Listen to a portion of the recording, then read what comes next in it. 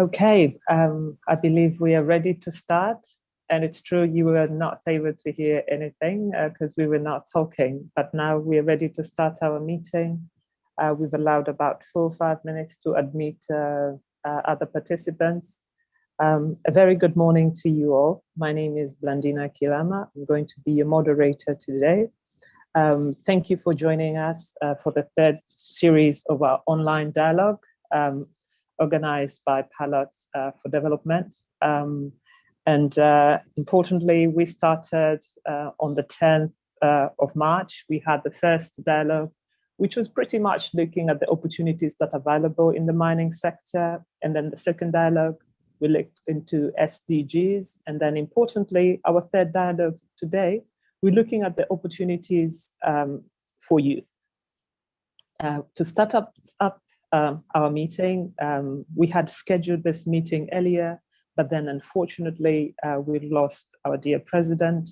And with that, I'm going to ask you all, we just take a moment to reflect a little bit about the loss that we just had, and then we will continue with our meeting.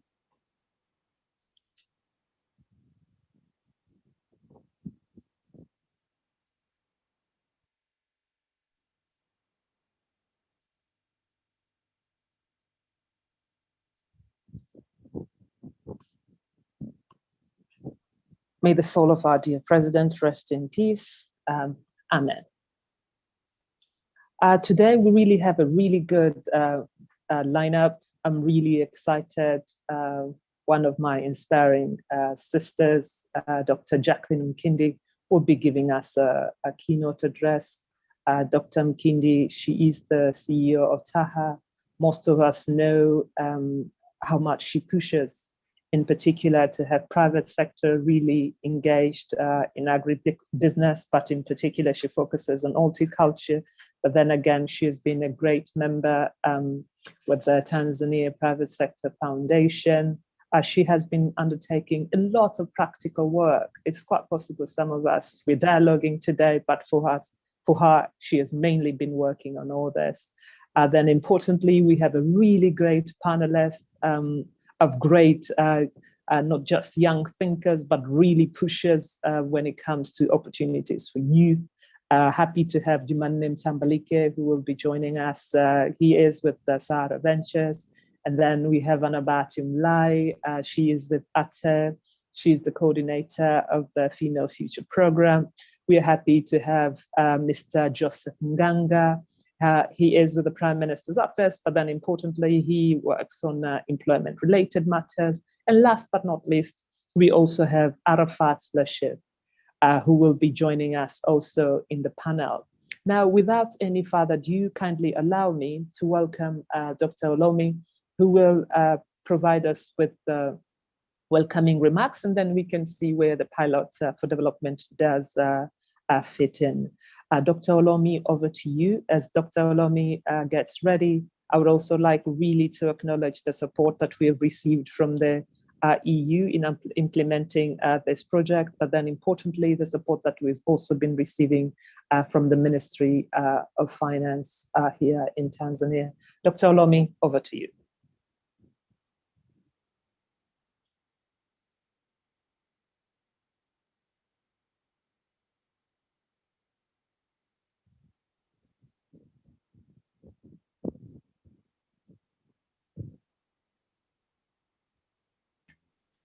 Thank you very much, Blandina. Good morning, everybody. Good morning.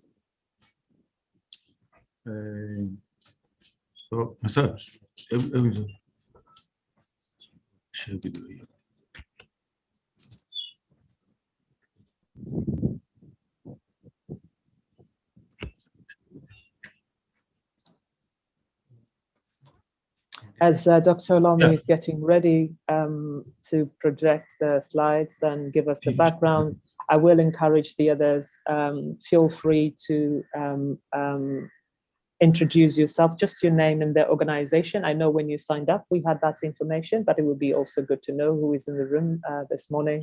And also later on, as we proceed, at the beginning, I said this session is also live streamed on YouTube.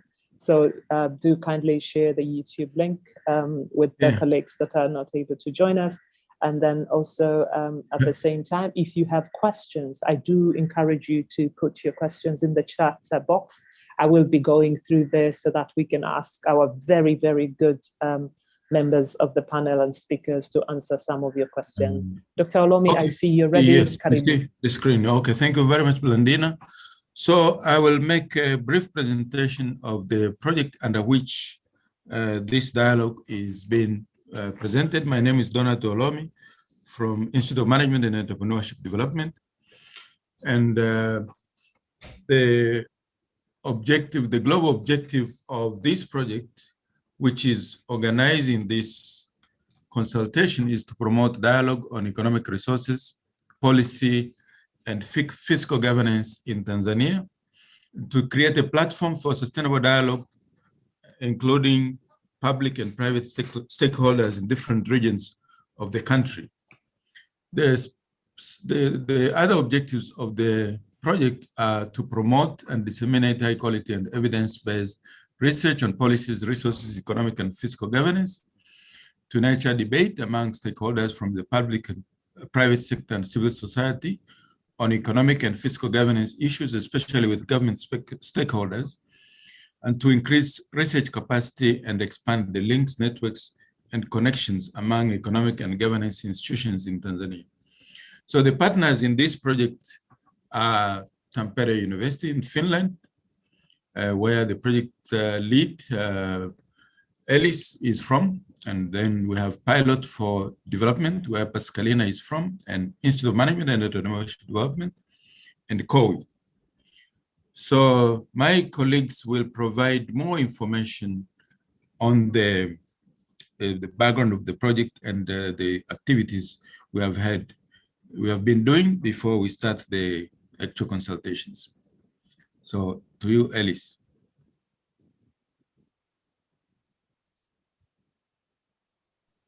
Yes, good morning, everyone. I don't want to take too much time, because I think it's important that we have actually this panel and this discussion on opportunities for youth.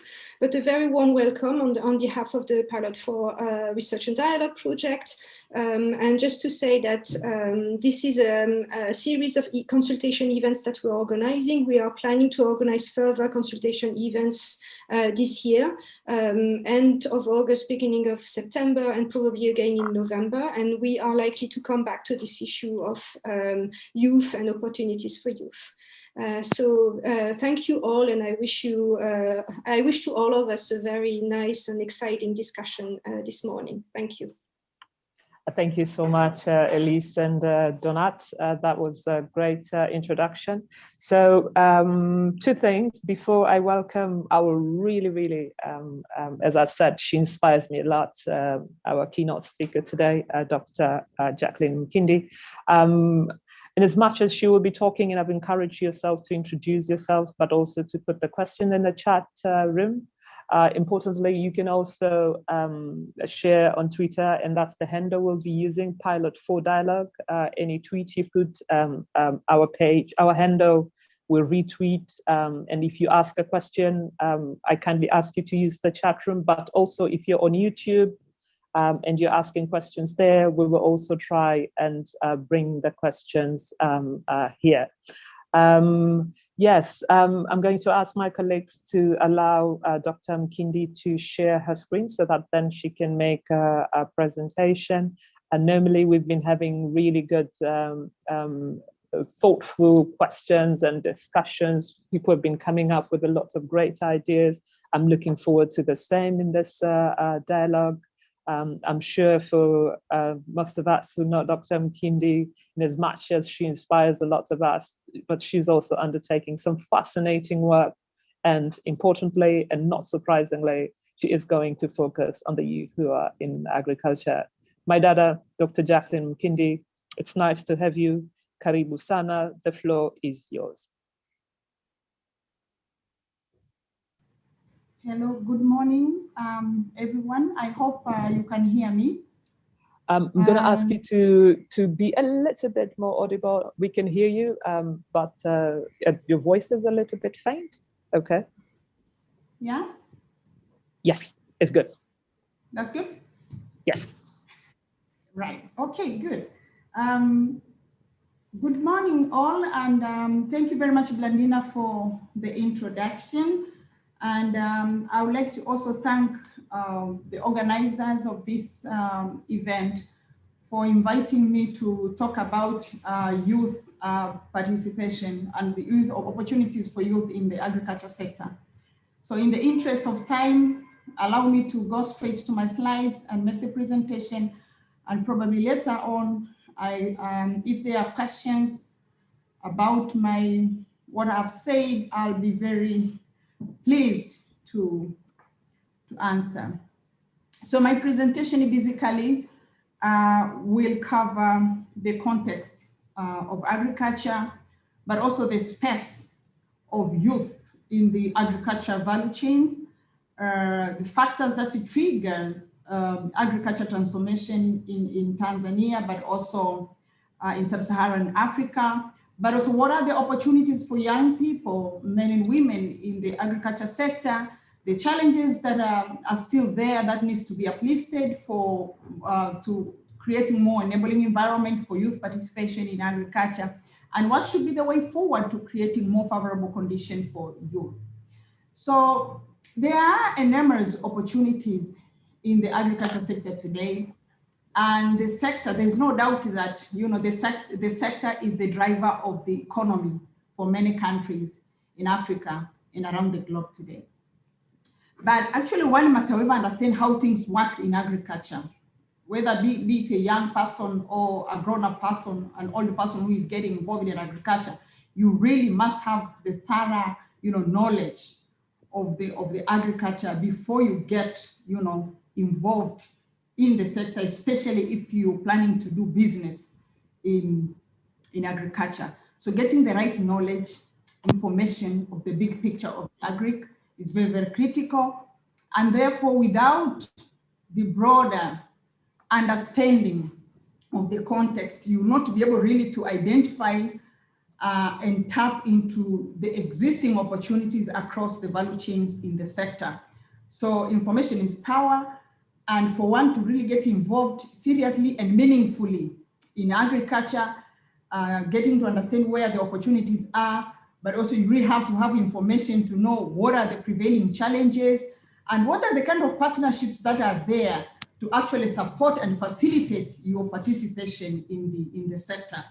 So broadly, you really also have, if you are a young person in Tanzania or in Africa and you really want to get involved in agriculture, before you make that decision, you really have to have that broad definition of the agriculture sector.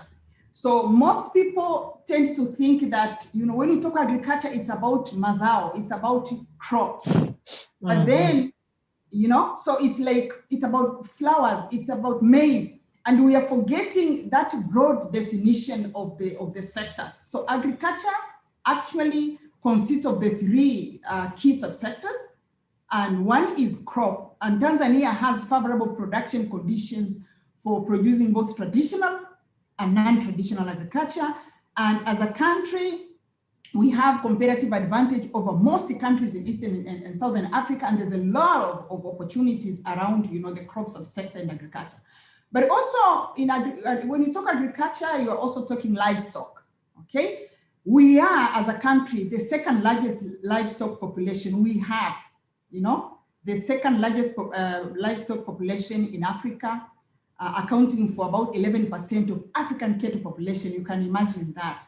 And almost 1.5% of the world animal population. So again, when we talk of opportunity for young people, you don't just confine yourself in the crop sector.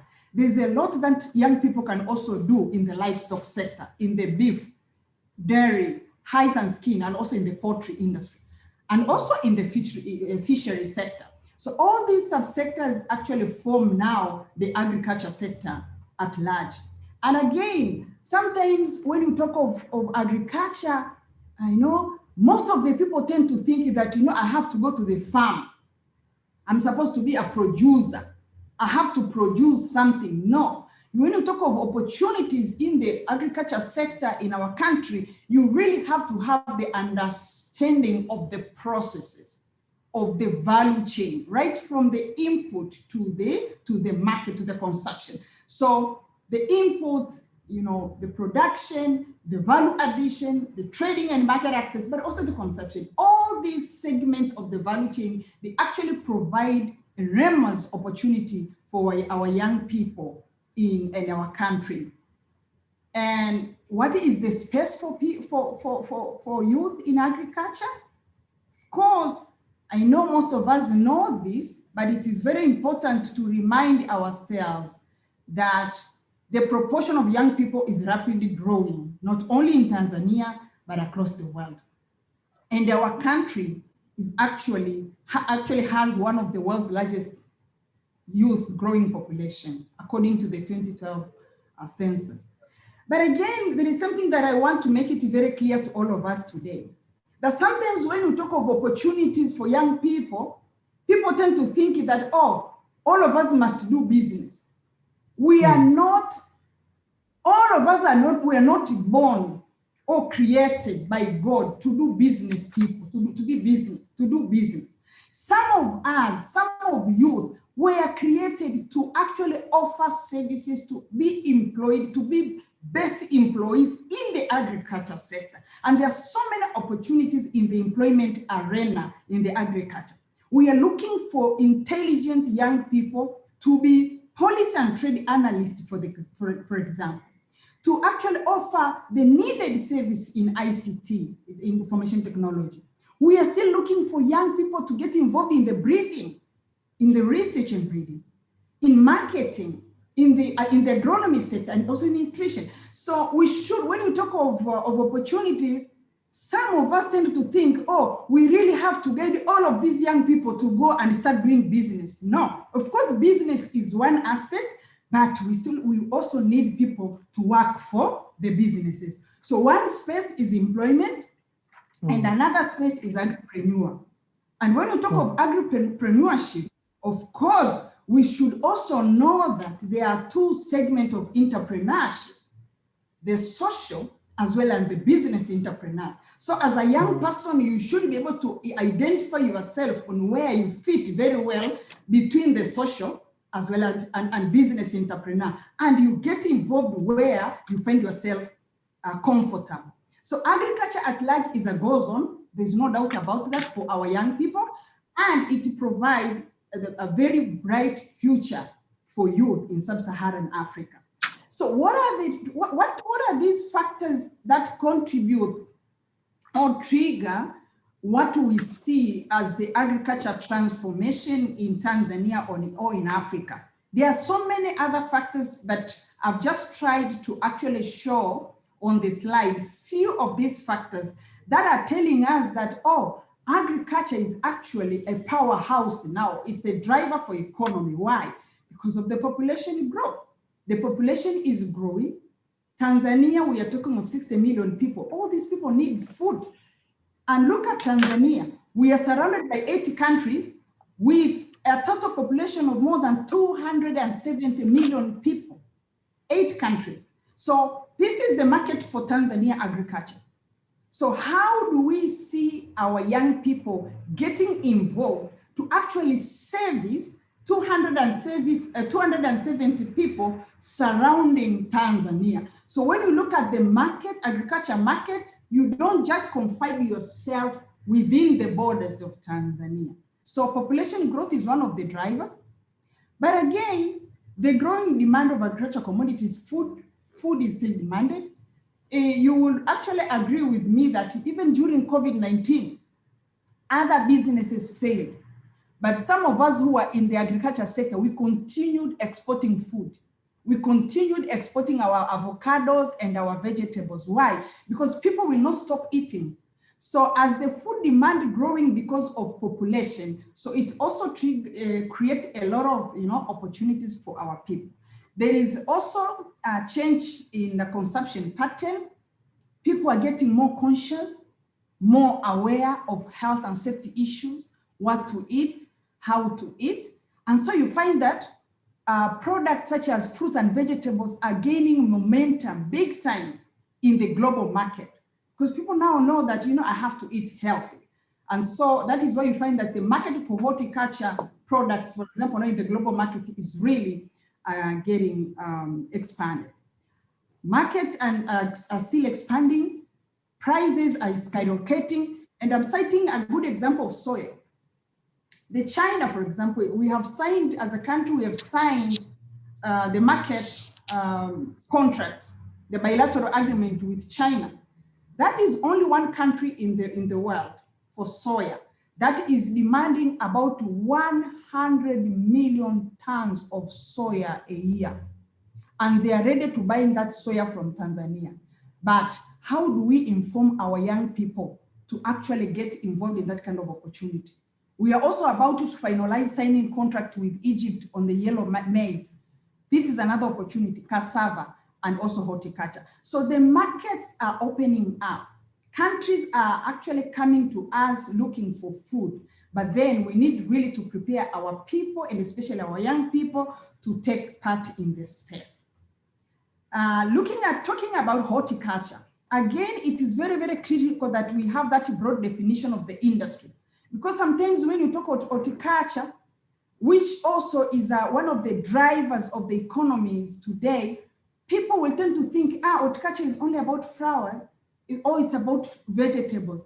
Here is what I'm presenting to you, that you have the broader knowledge of the industry and its value chain. So you are talking about flowers, that is got roses and cuttings, roots and tubers, spices and herbs, vegetable and fruits. So this is the horticulture industry. And when you look at it, you find that in one segment alone, there are enormous opportunities for our young people to actually getting involved in the sector. And so the pace of the rapid growth of horticultural industry is already mirrored in the specific segment of the value chains, as I've said. And according to the recent statistics of the Ministry of Agriculture, actually it is showing that the production of vegetables, for example, has displayed an increasing trend over the past 3 years with a cumulative annual growth rate of 22%. Flowers in Tanzania are also growing at a pace of 7%, and spices industry is also growing at a pace of 33%. This underscores the growing dominance of fruit and vegetable subsector in the national economy. And I'm not only talking about Tanzania, I'm talking about sub-Saharan Africa. Horticulture is now becoming the powerhouse, is actually now becoming at the center of agriculture transformation agenda in our country. So this is a goal zone for our young people. And the growth that we are talking about here translates to more chances and opportunities for our people to sell inputs to the companies, our people to actually trade in technology, our people to be traders of the products because the market is expanding. But also it actually provides opportunity for increasing or attaining the critical mass of raw material for value addition. So this is very important to know. And let me show you, when you talk of vegetable, for example, what is the market and look like globally? You find that the world vegetable import has had a very sharp positive trend in the past few years, as you can see on this slide. So the demand for vegetable globally is skyrocketing. There's no doubt about that. And there are factors that are actually contributing to that positive trend in that one segment of the horticulture industry. And the factors are actually seen there. And one of the factors is, of course, trade liberalization, the emergence of middle-class economy, and the other factors that are seen on the slides. Another area that I want to talk about is the food sector. And let me pick just one component of the food sector, which is the avocado sector. Avocado, for example, is the sector that is hitting a lot in the global market today. Our researchers are telling us that way back in 2018, that is a few years back, the global market value for horticulture was about 14 billion US dollars. But come 2026, the global market value for avocado alone will actually hit 22 billion US dollars. Meaning what? The avocado as a product will continue to sell globally, and this is fursa. This is an opportunity for our young people. But again, I don't want to actually send this message to our young people that, okay, all of us should go and start trading and start exporting avocado. No, there are so many other things that we can do in the avocado sector. Of course, we can export fresh avocado, but we can add value. I visited some of the markets a few years ago, and this product, which is actually reflected there on the slide, guacamole, the paste, the avocado paste, which is very easy to make. And Sugeko, I've seen, I think, Dr. Anna in the room today. They can really guide our people on how to add value because they are actually involved in that process. So we can, as young people, you can also think of course, how do we add value in the avocado? Because as much as the fruit is highly demanded in the global market, but avocado oil is also highly demanded. The paste is also highly demanded. The seed is also highly demanded because of the cosmetic industry. I will not actually take you through all the segments of the industry that I've shown there, but this data can be shared to some of you who would actually want to have it. But it actually tells you, it's analysis, it's the practical data from the farmers that we've been dealing with. It is showing the cost per acre, per value chain, as you can see. But what is that person or young person or that person getting out of investing in habanero in the chili sector, for example? I'm just picking that one. You will invest 6.4 million per acre, but you are getting a revenue of 46 million per acre. So imagine you have invested in 5 acres of habanero chili only. So these are some of the information and data that, if very well shared with our young people, they will be very well informed of where and how to invest in the industry. But again, where exactly are the opportunities in the agriculture at large? As mentioned, of course, there are opportunities in the food supply, human consumption. There are opportunities in the trading, buying and selling of agricultural commodities. There are opportunities in the animal and fish feed. We are importing fish feed today. Almost 80 or 90% of what we are consuming is actually coming outside of Tanzania. So that's what goes on for our young people. So many opportunities in the dairy sector, in hides and skin. Look at that. Tanzania is the 14th largest producer of hides and skin in Africa, but only 70% of the product is exported as raw industry. So again, kwa nini tusiwe na viwanda vya kutengeneza pochi za leather? We have to really guide our people to invest. Look at Ethiopia. They're actually leading in the leather products manufacturing sector.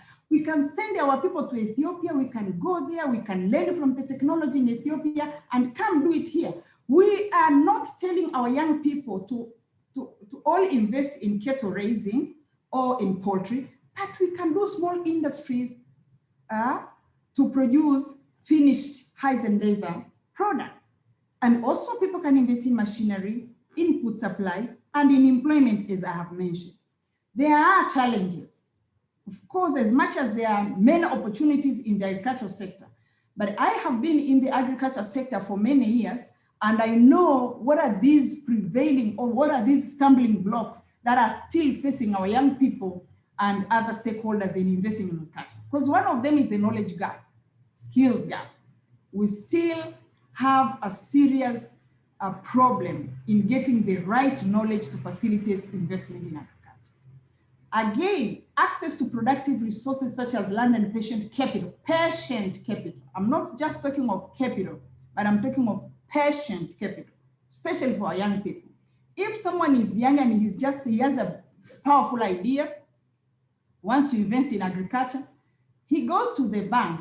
What the bank will tell this person, give me your five years account. this young person will not have the 5 years audited account because he or she is just starting the business. So how should we actually look at, you know, innovating our financial model to accommodate our young people investment in agriculture? There are also a lot of things to do in the access to market. There are gaps in the support infrastructure and also information.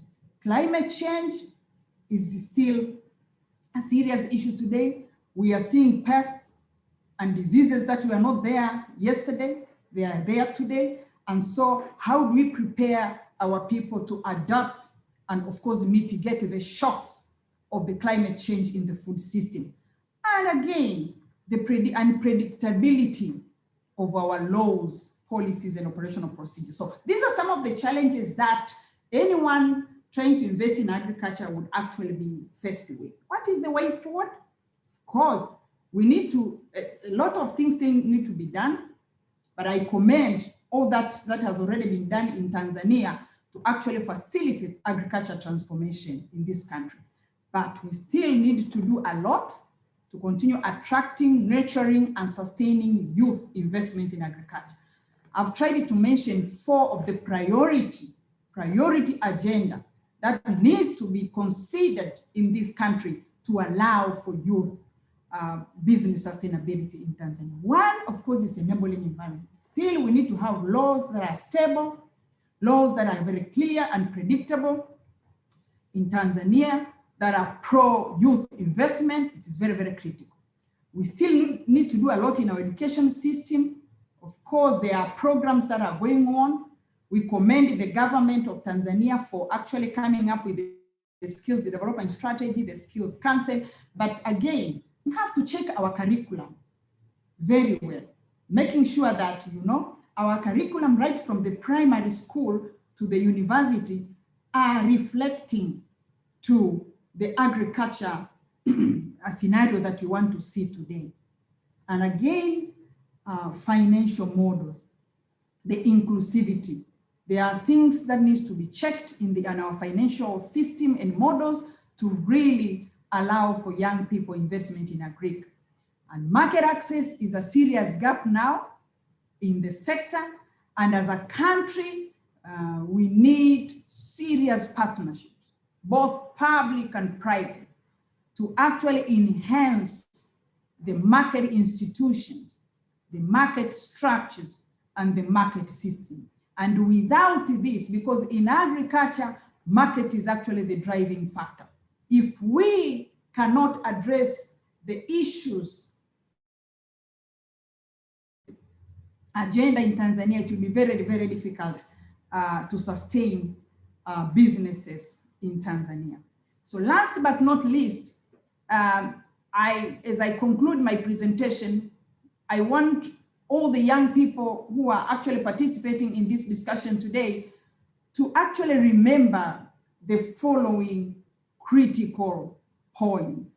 One, the population will not stop growing, and therefore the demand for food will continue to increase. And so agriculture is a goal zone for youth in Africa. Two, there's a lot of opportunities that are brought about by regional integration processes. So we should, and I really encourage young people to look around, to actually be able to identify serious business agriculture opportunities beyond the borders of Tanzania. Soon, very soon, Africa will be trading as a bloc because we are about to actually ratify after the Africa trading as a bloc. So we have to have, you know, the capacity to analyze, to assess what is going on in SADC, what's going on in AC, what is going on in COMESA, and actually build our business ideas and concepts to actually tap into the opportunities around the trading bloc.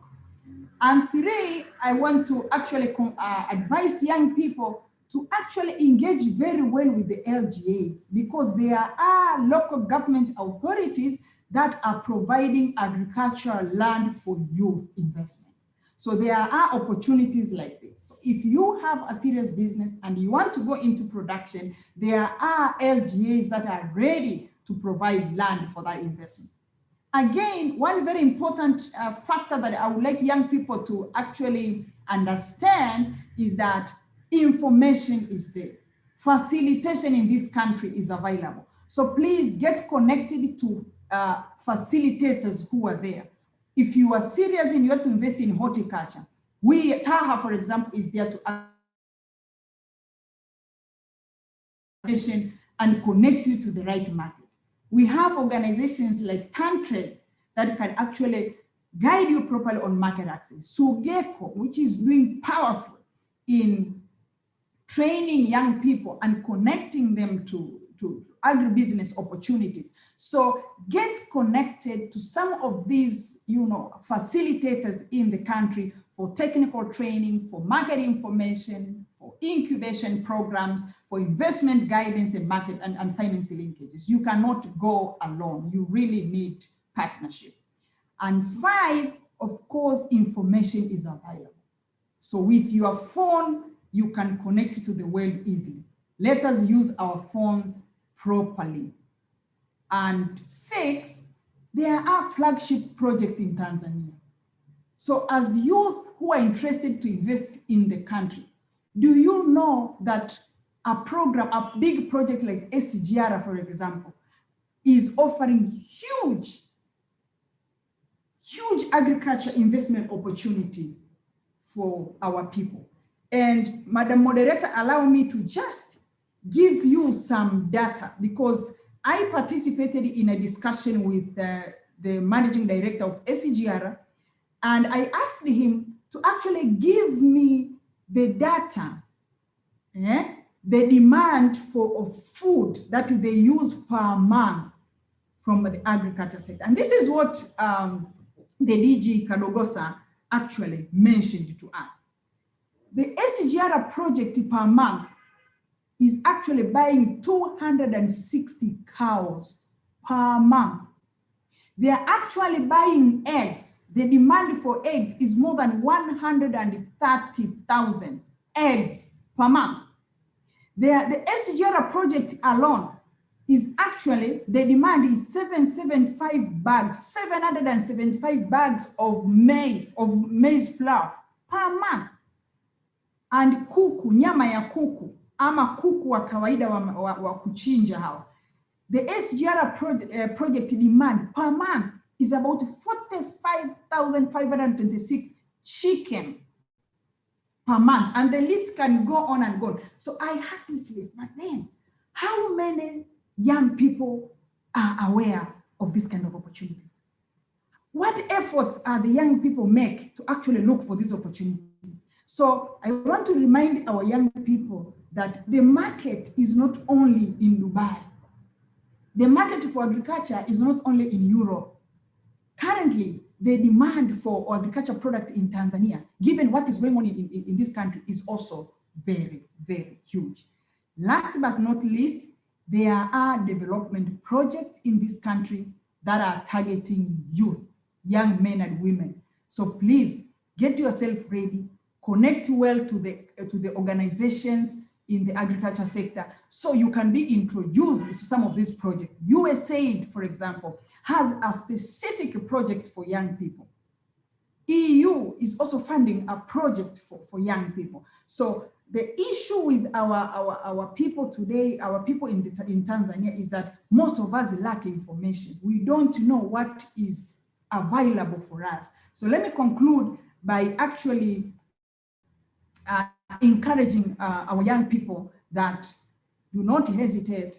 Agriculture is a go zone. And if you really wanted to create wealth today, I mean, wekeza kwenye kilimo. Agriculture is a go zone. Thank you very much, Madam Moderator.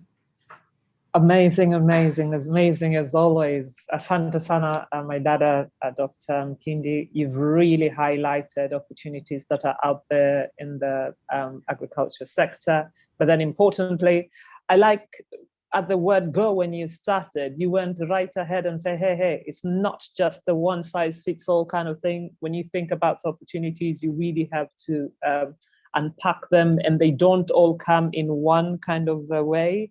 Like it's just, let's say, crops, or it's just that when you say livestock, or when you say fisheries, but you went ahead and you say, hey, there are lots of things that you can do around social entrepreneurship. There are lots of things that you can do, and you don't have to do it alone. And I'm really happy. I was looking at some of the participants in the room. We do have quite a number of facilitators there. There are questions that have been asked to you, Dr. Mkindi. I think some of the panels are going to respond to them. But I think one question that I am going to really ask you to touch on was this question about innovation. Jumanne, you're next up, because I know you also do a lot around innovation. And here, the question is more about, it's not wanting to use innovation, but pretty much using innovation to help you increase productivity. And I think if you can say a word or two about it, then people can really see opportunities that are out there. Because with the youth, we always say they adapt very quickly. But if they adapt very quickly, we also expect them to adapt the better, the more effective, the more efficient technologies. And hawatatumia the technology zile za kinyuma nyuma. If you can say something about that as we prepare Jumanne to be the next speaker, that will be great. I will also encourage you, Dr. Mkindi, to go in the chat room. There are lots of fascinating ideas and questions that have been raised. Ili la uchokozi, watu wa Sugeko, it looks like there are quite a number of questions for you. Supporters like Botna, Dr. Mshinda, we thank you for the comment that you've raised. You've been supporting a lot of initiatives in Tanga and so on and so forth. If you can chat a little bit more on the chat room. I'm encouraging also people not only to listen, but also to go to the chat room. There is also a really good discussion ongoing there. Dr. Mkindi, I take it back to you, and before I welcome Jumanne. Karibu, Dr. Mkindi. Yeah, thank you very much, Blandina, for your question and your comment. It is true that without technology, without innovation, you cannot do serious agriculture today. And I am in the sector. I've been facilitating the horticulture industry, which is quite a high-tech. It's a high-tech industry, and for you really to attain the critical mass of the volumes that are required by a certain market, you cannot avoid actually deploying the right technology and the right innovations.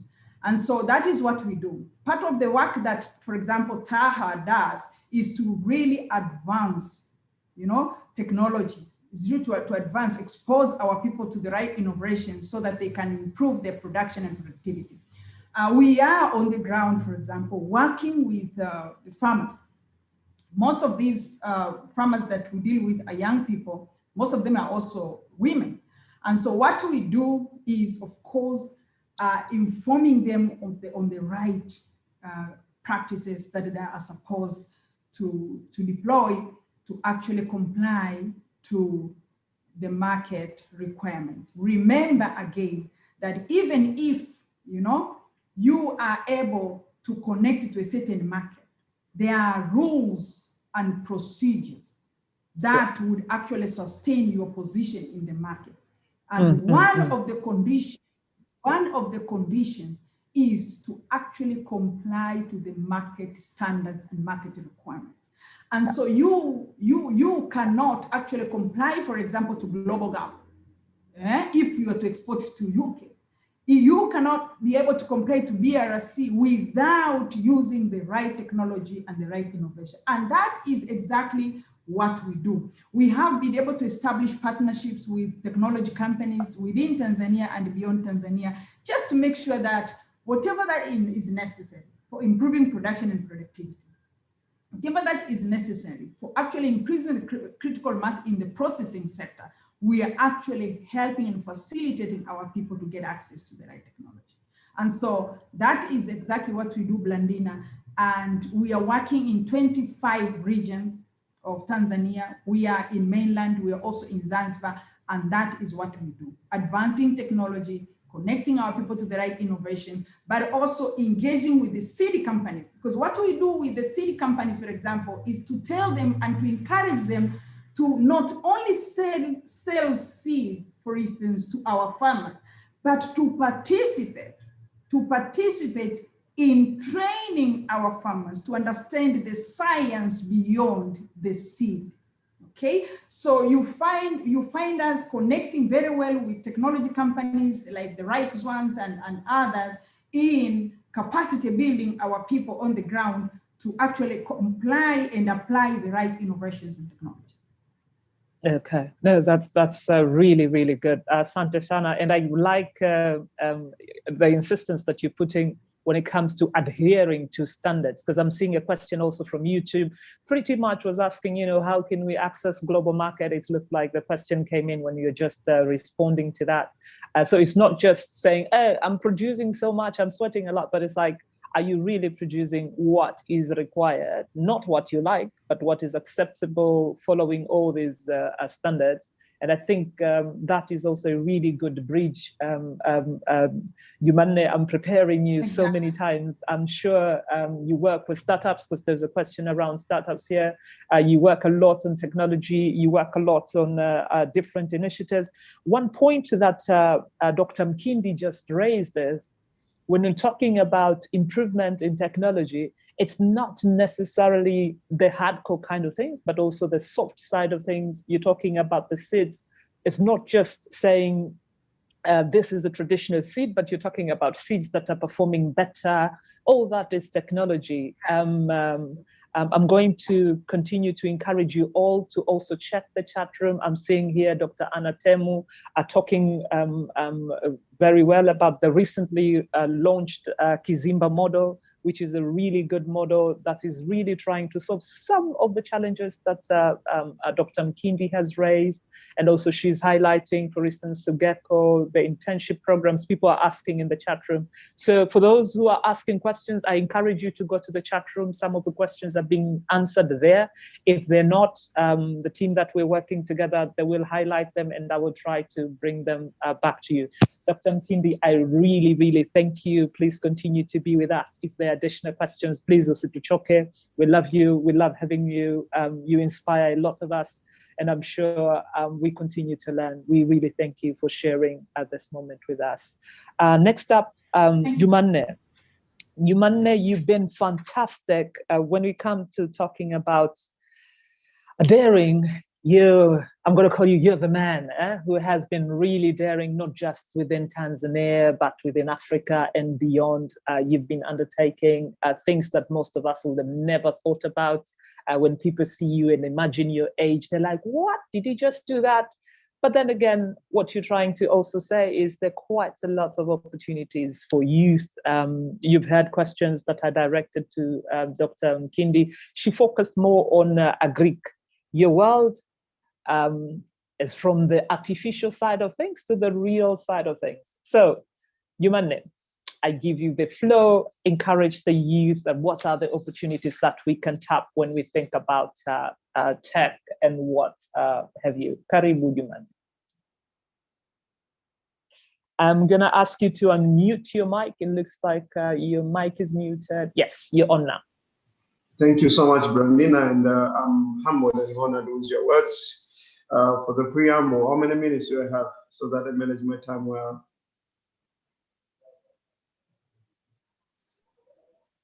You have about 7 minutes, that would be great.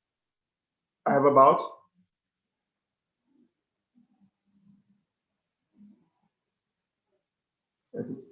Great. About 7 minutes. 7 minutes, great.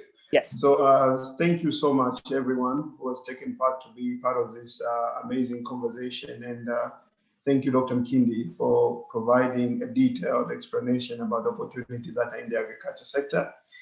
I'll take a bit of a different direction. I will focus mainly on digital innovation and opportunities that are coming with digital economy and digital entrepreneurship. And I know there's a question that is related to startups. I'll answer that question as I continue to talk. So first of all, a few important facts that we need to know and why it is extremely important to have this conversation.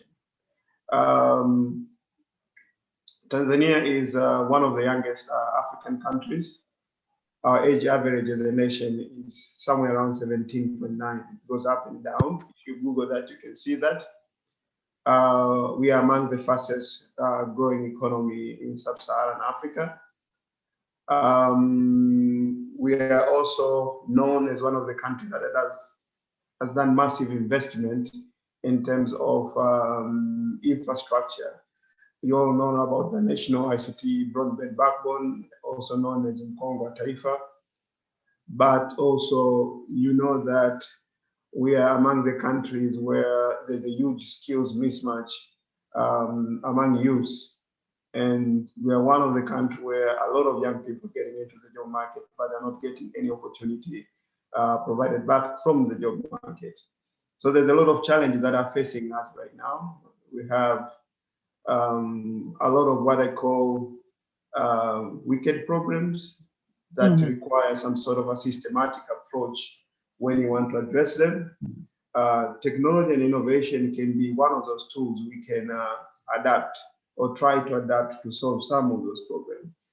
According to a report and a study conducted by Google and IFC, they have estimated Africa's internet economy is expected to reach 180 billion.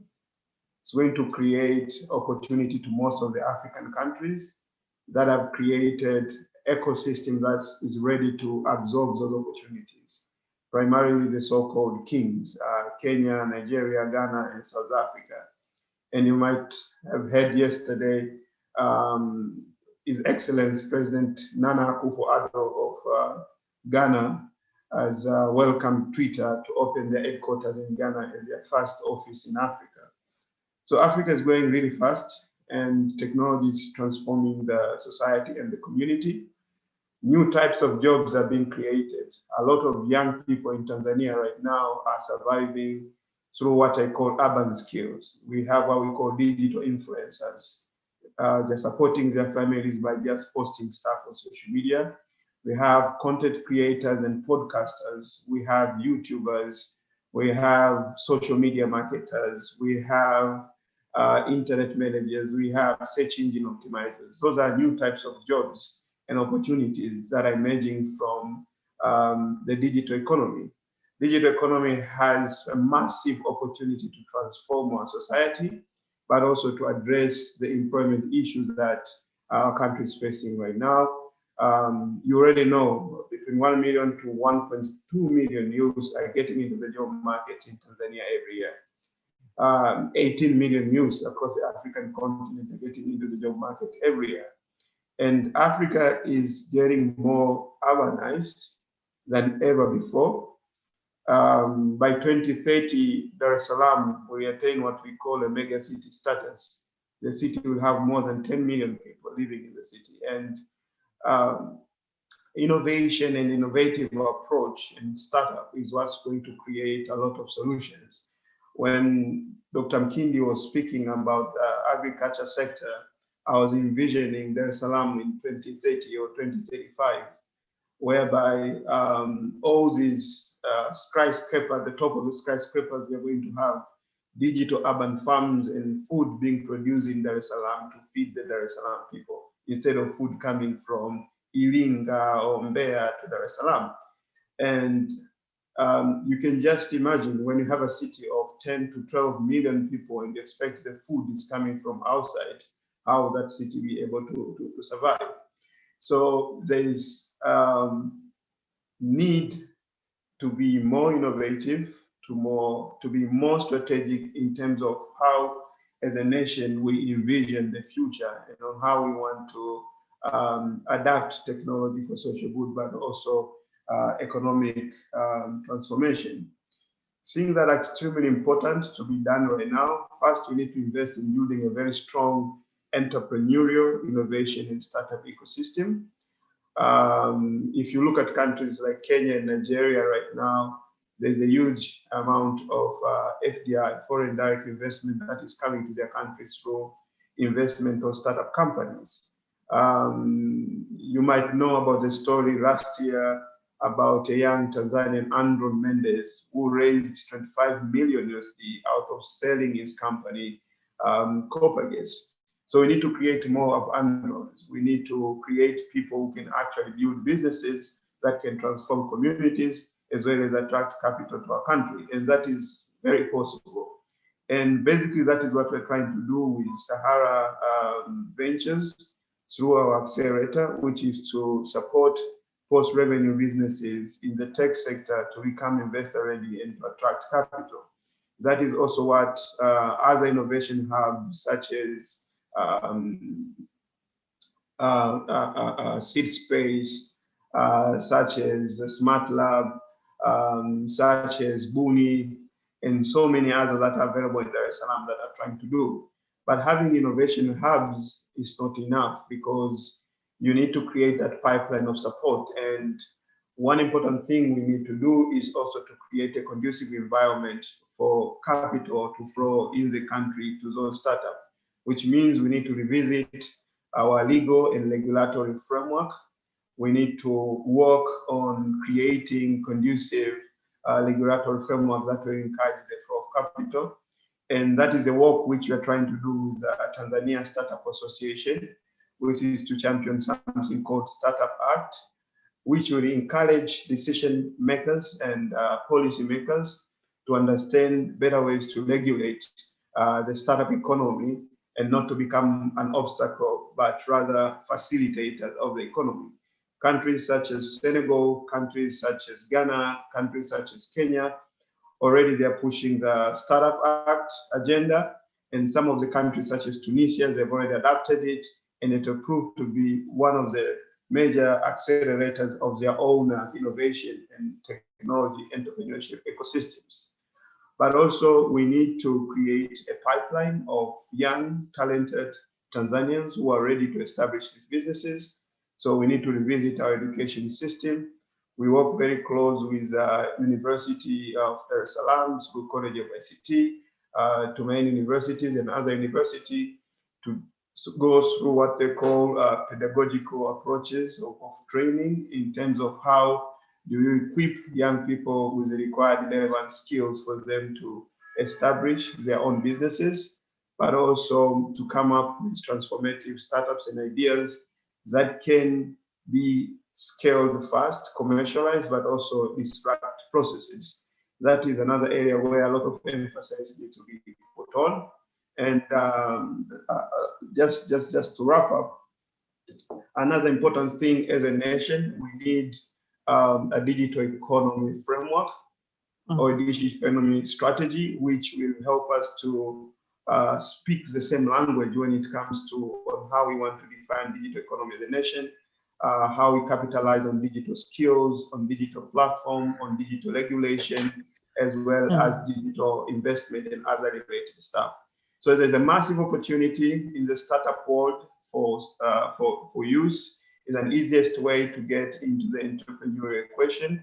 There are some challenges that needs to be fixed, but this is the future and we need to take part on it. Thank you so much. Thank you so much. I always have fantastic discussions anytime I meet with Jumanne, and he's always like, I really wonder, people can just use their phone and they can learn everything that is out there. All they have to do is add up the bundle. Now, today I'm listening to you and you're like, in as much as we have an ecosystem, it's very important to make sure we do have a legal and regulatory framework that is allowing all these other innovation, all these other groupings to work together. Really, Jumanne, that is really insightful, especially for the young people, because sometimes it's one thing to say, we work a lot, but you're working towards what? And I think your presentation really highlighted not only, the huge skill mismatch that we have, and you call quite a number of problems that we're seeing in the digital space that you're talking about. They are wicked problems and they cannot be solved single-handedly. It's important to have multi stakeholders involved. I like the challenge already you bring in regards to solving the problem that Dr. Mkindi raised on the rising population, and you go into urban farming. I know you work with some young people who are doing some innovative work on urban farming. But importantly, I think the point you raised around making sure when we are having innovation hub, this is not enough. It is very, very important that we are able to attract capital, But then before even we attract the capital, we need to have a place where the people who bring in the capital, they still feel safe and they can add reward. I'm happy to hear about TAESA and the work you guys are doing with the Startup Act. Yeah, that was really good. Really, tunakushukuru sana Jumanne.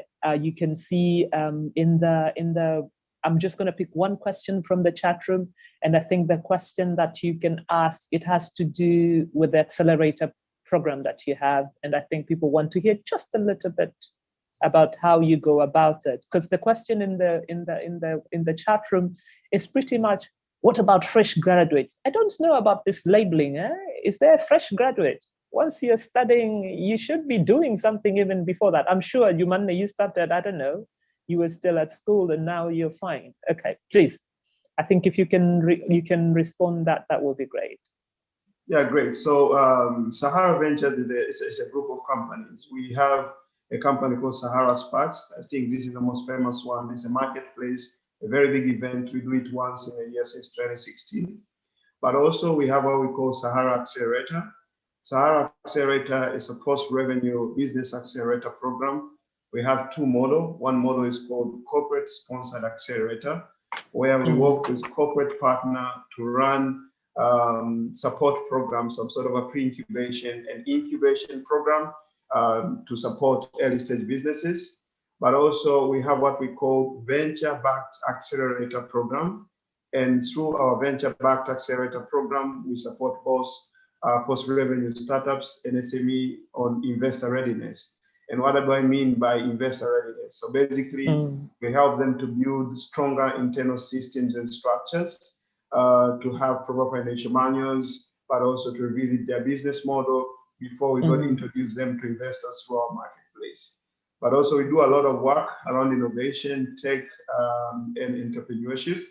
Some of the startups we supported include Agrobot, in the agriculture sector, by the way. So Agrobot, AgriInfo, Jambi, which is a crowdfunding platform for farmers, but also in the health tech, we've supported the likes of Dr. TaESA, we've supported Yapili, we are supporting Ishangazi. In the fintech, the same thing. We have oh, crazy. It's a lot. Yeah, so there's a lot of startup across multiple sectors, but also we worked with SMEs. Some of our most notable story is Sanavita, as well as East Africa Fruit. East Africa Fruit was part of our accelerator. So there's a lot of startups that we've been supporting, and basically what we do, we don't deal with early stage businesses. We deal with growth stage businesses, so that after they graduate from our program, they can be able to attract commercial investment. And our focus is basically on investor readiness and matchmaking between investors and entrepreneurs through our marketplace, Sahara Sparks. So we work, for the youth who are listening, we work with different investors such as Chanzo Capital, My Growth Fund, Cambridge Capital, and Acumen and others who are looking for investment for startups. So if you have a startup idea or a product which looks like it's going to scale and you're looking to do investor readiness, we are welcoming you to share with us your investor deck, and we can help you to bring it to a stage where you can get introduced to a proper investor if it makes sense. Okay, no, really, it does really make sense a lot. Naona Kombo huku kwenye chat box anatetea fresh graduates. They're being overloaded at schools, so when they come back home, they only do home assignment. I think, Jumanne, that's going to be a chat for another day, because you always found time to do things that you had interest. And I think this is part of what I was hoping you will tell people, that they need to find time, even when they are at the university, to start up a few things. Yeah, if you can that gives you good. If you can give it a minute, just 1 minute. Yes. I think it's very, very important to communicate, because we say this is a youth opportunities session. I think we need to change the mindset of our youth. One thing which is very, very important, information is available everywhere right now. And yesterday there was a very intense discussion on Twitter around what kind of content Tanzanian youth are consuming. And I posted a tweet in wanafunzi wa chuo in Kiswahili, if you search, and the things that you're getting. So we really need to change what we consume online, especially young Tanzanians. There's a lot of platforms such as EDX, Udemy, Udacity, Coursera. They offer massive knowledge for transformation. Right now, with a 2 GB of data, you can even be able to do a diploma online. You don't need to pay a lot of money to go to a good university.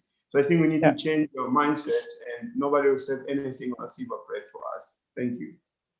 Fantastic. And now this I can reveal, Jumanne is one of the person who convinced me to open my Twitter account. I didn't want. He was like, no, you have a lot of content you should be sharing. So if you see me on Twitter, this is the man, one of the men behind why I went on Twitter. So thank you, Jumanne, and please continue with the good work.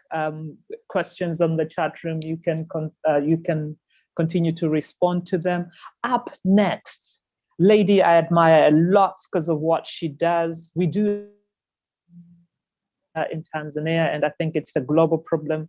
We tend to miss women leaders, but then she is with ATE, and she is in charge of overseeing the program, which is called the Future Female Program. And in particular, they train women so that they're ready to become leaders. And Bahati, anytime I see you, I am super, super happy.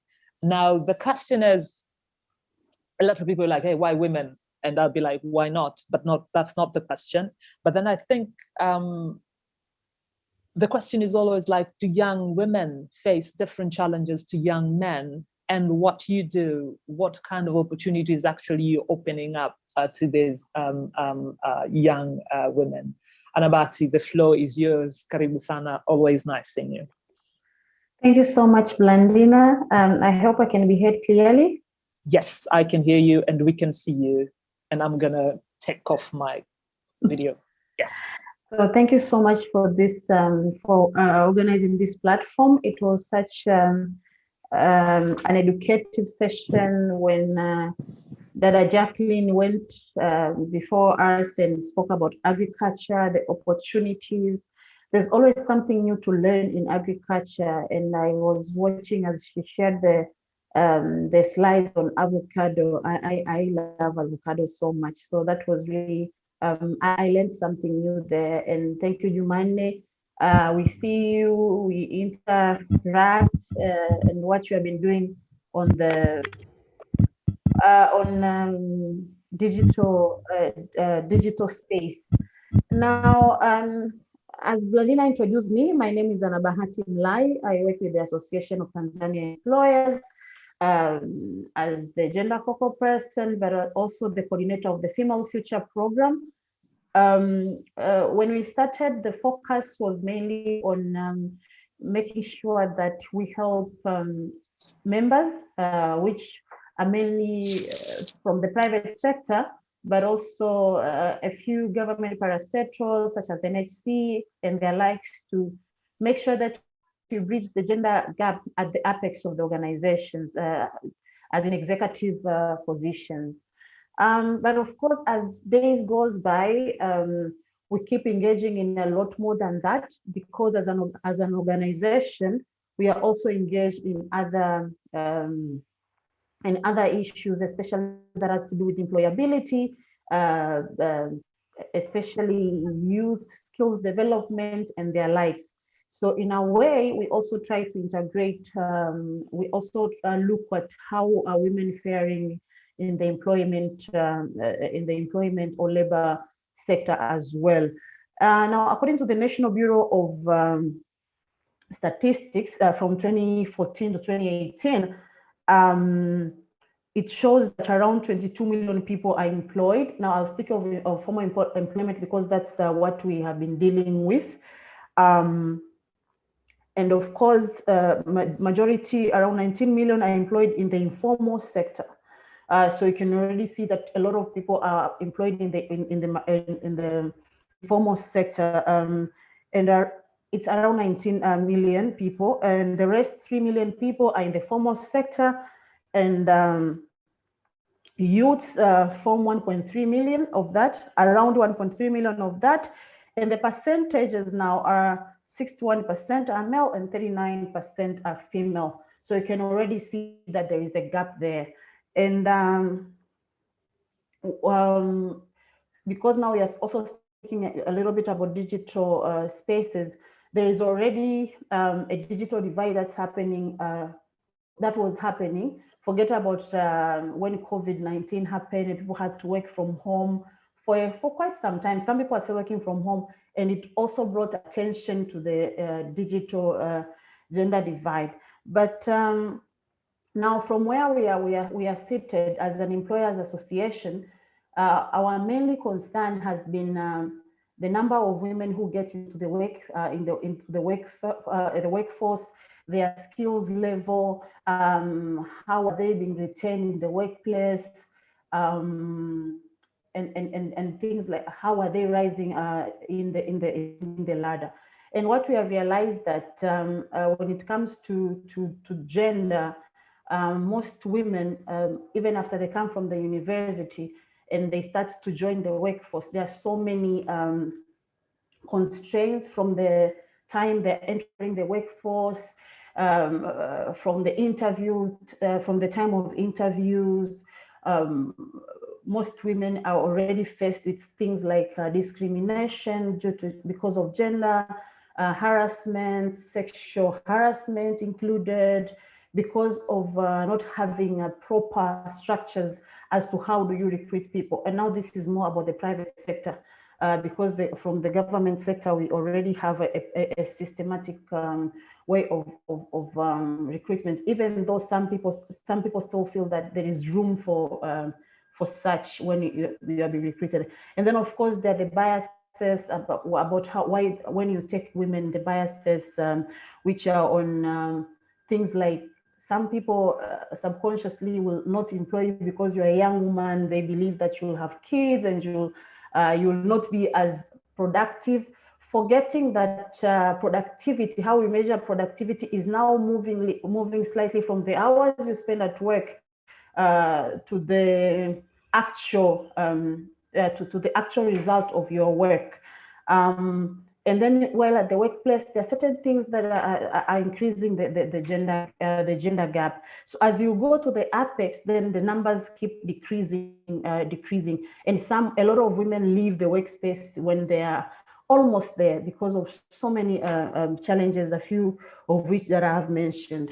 Now, as an organization, apart from working with our members, we are also a policy. We do a lot of advocacy and policy, and among the things that we work around with other stakeholders, I've seen TaESA here, and I think the guy from TaESA will speak later. We have been working with them on the intern placement. Since now we are working with employers to make sure that they understand why they should have interns, and to make sure that the process is smooth. So we work with TaESA on that, and we also speak with employers to encourage them to not just to employ women, but to also make sure that the workplace retains them so that they don't fall off, and to make sure that we also do a lot of skills development at the workplace. First of all, we identify the skill gaps, and then we work with other stakeholders such as BCP to make sure that we close the skills gap, so that someone has said something about what about people who are just coming from university. So we also work around that to make sure that they are given the trainings that are needed after actually realizing what are the skills gap. And another thing is, so we also encourage apprenticeship. We also encourage internships. We also we are board members of some organizations like TPSF, all trying to work with all the other stakeholders to make sure that we have inclusion of youths, but not just youths, but also looking at women at large. So that is what we have been doing. It has been more about the skills and policy advocacy, working with other stakeholders, but because this is a multi-sectoral, we use the multi-sectoral approach, but we also work according to what the law directs us to work as in a tripartite. Here are workers, here are employers, and then at the apex, we have the government. So we are always engaged. We are always pushing for that. But as you have seen, most people are in the informal sector. When you talk about employment, as Jacqueline said earlier, it's such as agriculture.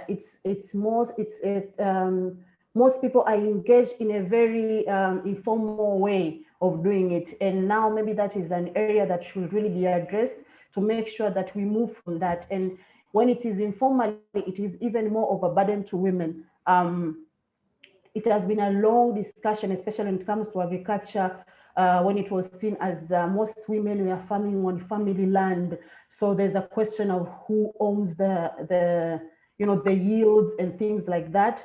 So for us to move from that, we have to move from informal way of doing things to formalizing the business. Of course, that needs a lot of work from different stakeholders. It needs capital, and that's when a gender divide happens again. How do women have access to capital? And there's a lot the things to do with collateral. Women have really tried to organize themselves, micro-organize themselves through Vicobas and all that, but that's not enough.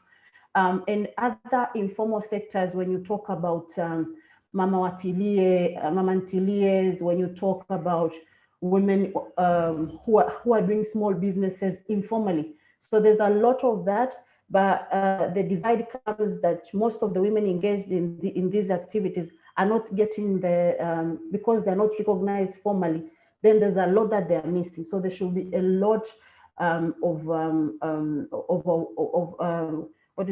lot of joint efforts to make sure that we formalize most of this so that these women can get the yields they deserve, and these women can move from being recognized as informal to be formal.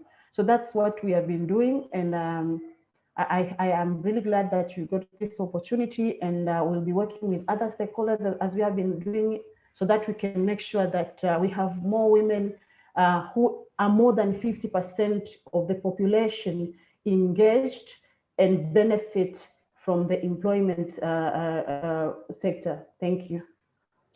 Bahati, really, thank you so much. Amazing work that ATE does, and in particular, the program that you're overseeing consistently from Dr. Mkindi, from Jumanne, and from you. You keep saying it's one thing to have the skills, but then it's good also to direct them where you want. There's some interesting data that you've shared and anecdotal evidence as to why we're actually seeing women being left behind, and why you really want to take a lot of effort to let them be recognized formally, and importantly, how they can go up in the ladder, because we know the more they go up in the ladder and they're involved in decision making, then not only you're going to see a better mix, but also issues that we rarely think about will also be raised.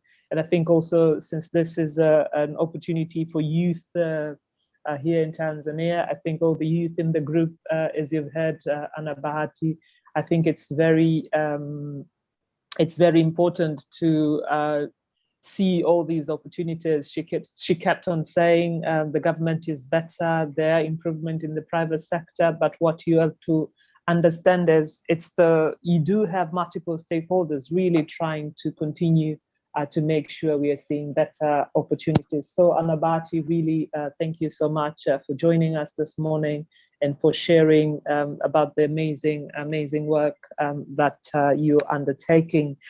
Next up, a good friend, Joseph Nganga. I'm trying to see if he's online. Joseph, if you're there, that will be great to have you. And Bahati, if there is a question, I will ask. So far, I've not seen one. I'm seeing a lot of questions about Sugeko and Jumanne and Kizimba. So Joseph, you've been working on employment issues for quite a while. Now, before I welcome you, I am going to ask Bram just to bring up a poll, which will just take us about a minute. Just tell us where you're from very quickly, so that we know who is attending this meeting. And it's a very short poll. Karibu members, karibuni naomba nisaidie kujibu hii while we are getting Joseph closed.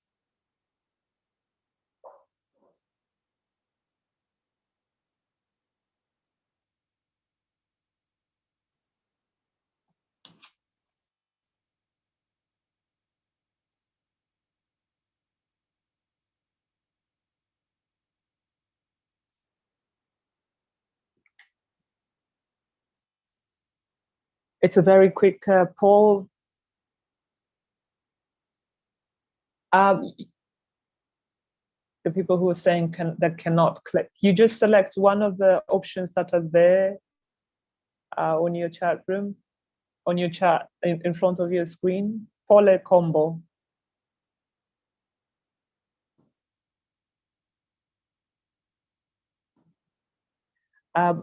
Dr. Mshinda, about information on informal work.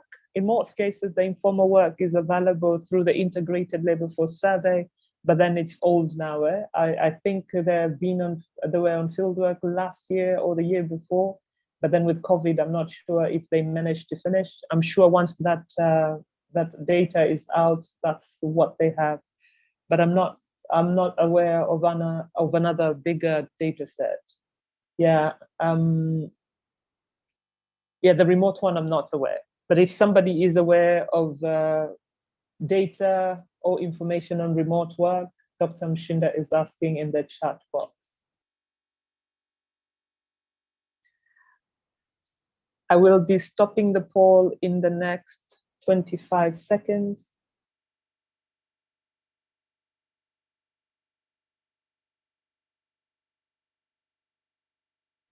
Nganga, are you ready?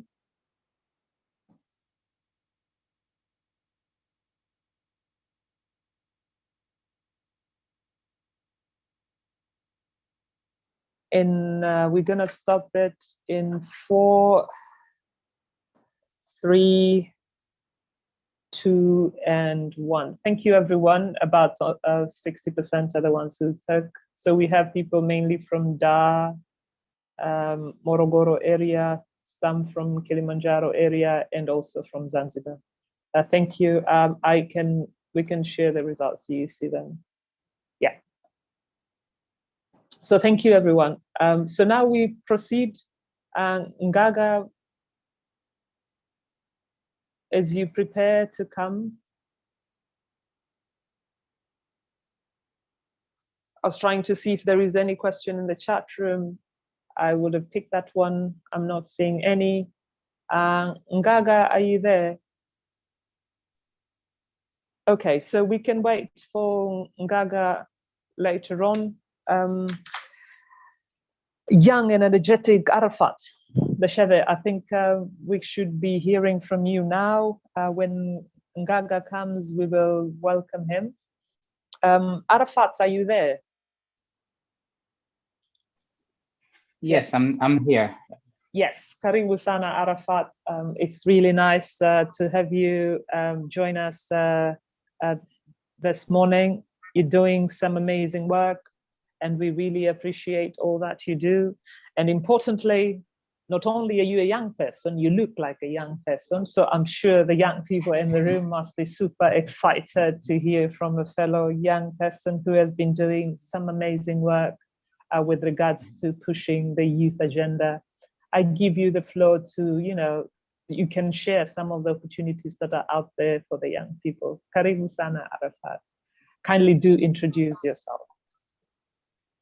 Thank you very much, Dr. Blandina, and I'm very delighted to be invited in this young, energetic dialogue.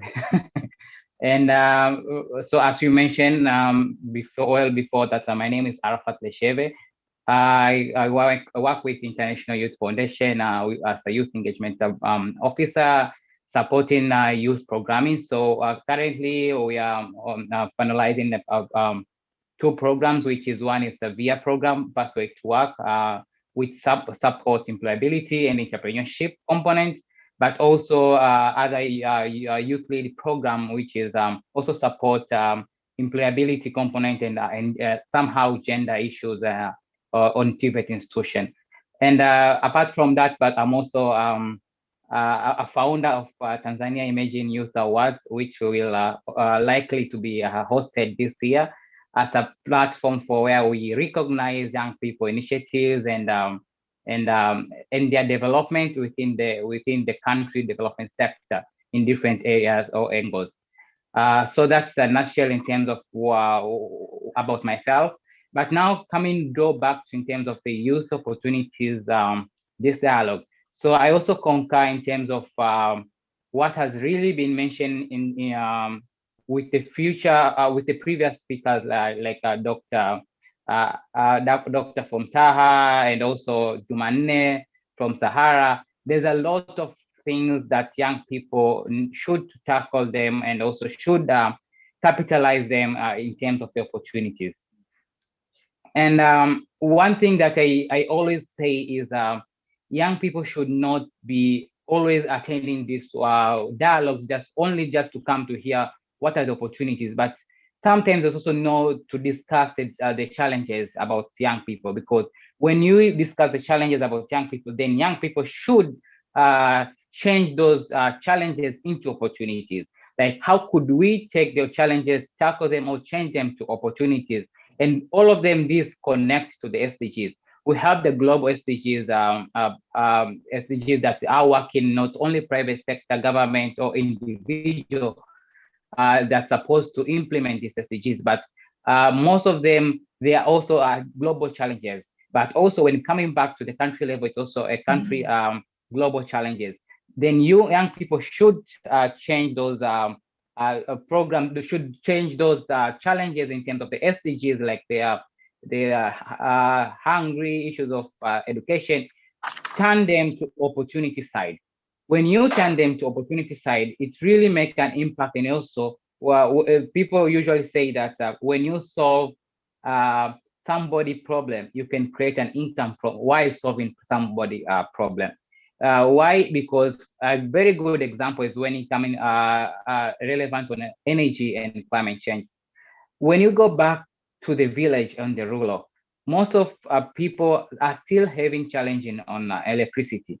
But how can this young person go to be trained within the TVET about the solar energy, tackle the solar energy skills, take solar energy as a business, go to the community in the rural village, share about the solar energy, and you can be solving people's challenge on energy or issues like electricity, but at the same time, you increase your economic, socio-economic development as well, welfare, but also social issues as an individual. But you also bring impact to the development of the country and individual perspective. Now, coming back on the program that we are doing in terms of young people to support in employability, as you can see, unlocking youth potential is a larger determined first by ability of young people to attain relevant social, economic skills and education. Secondly, is by successful transition from learning system to work. How are we transitioning these young people from learning to work? Is by equipping young people with the relevant soft skills like employability skills and entrepreneurship skills. So these skills should be invested from our curriculum, every that we are providing in our institution. Then also from the environment that are very conducive and supportive, that build to what we create more jobs opportunity rather than creating more non-unemployment young people in the community. So that we should include like the key system actors like the government, institution, employers, civil society, community, and individual to facilitate youth with the labor market responsive skills that enable young people to realize aspiration, assumption, their economic independence, but also finding their place of society. And in terms of our side, we had to focus with the TVET institution because there's a larger group of young people who are graduating within the TVET institution.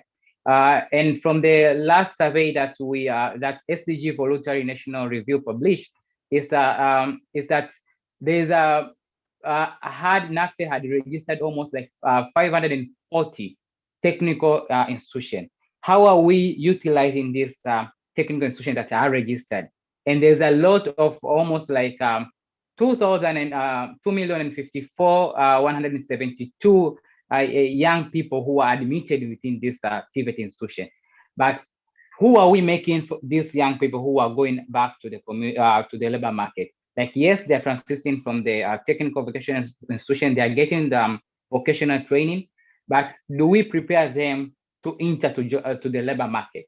How are we preparing them? Are we preparing them their mindset to be employed only, or are we preparing their mindset only also to be self-employed and create more jobs? So that's the key area that we're also doing in terms of IYF. So we are integrating life skills, career guidance, and job placement to TVET institutions like VETA and Don Bosco, just to young people to realize themselves, because the life skills is a very key component of when it comes to self-employment or employment sector. Then also in the entrepreneurship side, because when you teach somebody, young person, about entrepreneurship, how are we adding value of life skills, financial education, but also mentorship program? Because these young people, we should not only give them the skills, but how do we connect with the people who are very relevant to them, to what they want in terms of a mentorship program? No one until today, I think, no one does not have a mentor, because having a mentor, it really gives you first passion, but also give you really motivation in terms of what needs to really be done, and what has been done with your mentor that you can cope. But not also what has been really done, but also what lessons you get that that your mentor had also got or feel them, but you can. It's time for you to change or learning from those lessons that you get. But in terms of also, apart from the skills that we are doing, we're also doing system change capacity. So what I really articulate in this programming is most of the youth engagement program and youth library program is we should also invest on assessing the system that we are looking to tackle the challenges. Then how could we support the system by giving them the right capacity, right skills, but also right resources that enable to support the young people towards employment issues and also entrepreneurship side. And apart from that, we also do something like gender integration within that. And how do we do gender integration is also, we now see that there is a very big challenge in terms of perception of female students, like going to TVET institution, but also which course do they take within the TVET institution? Because there's a lot of opportunity in electric sector, there is an engineering sector, but when you meet there, when you go there in terms of the database, you'll find a lot of young men studying those courses. Where are the young females taking these courses and coming to fight in terms of the employment sector? So that is another area that we also invest very, very much.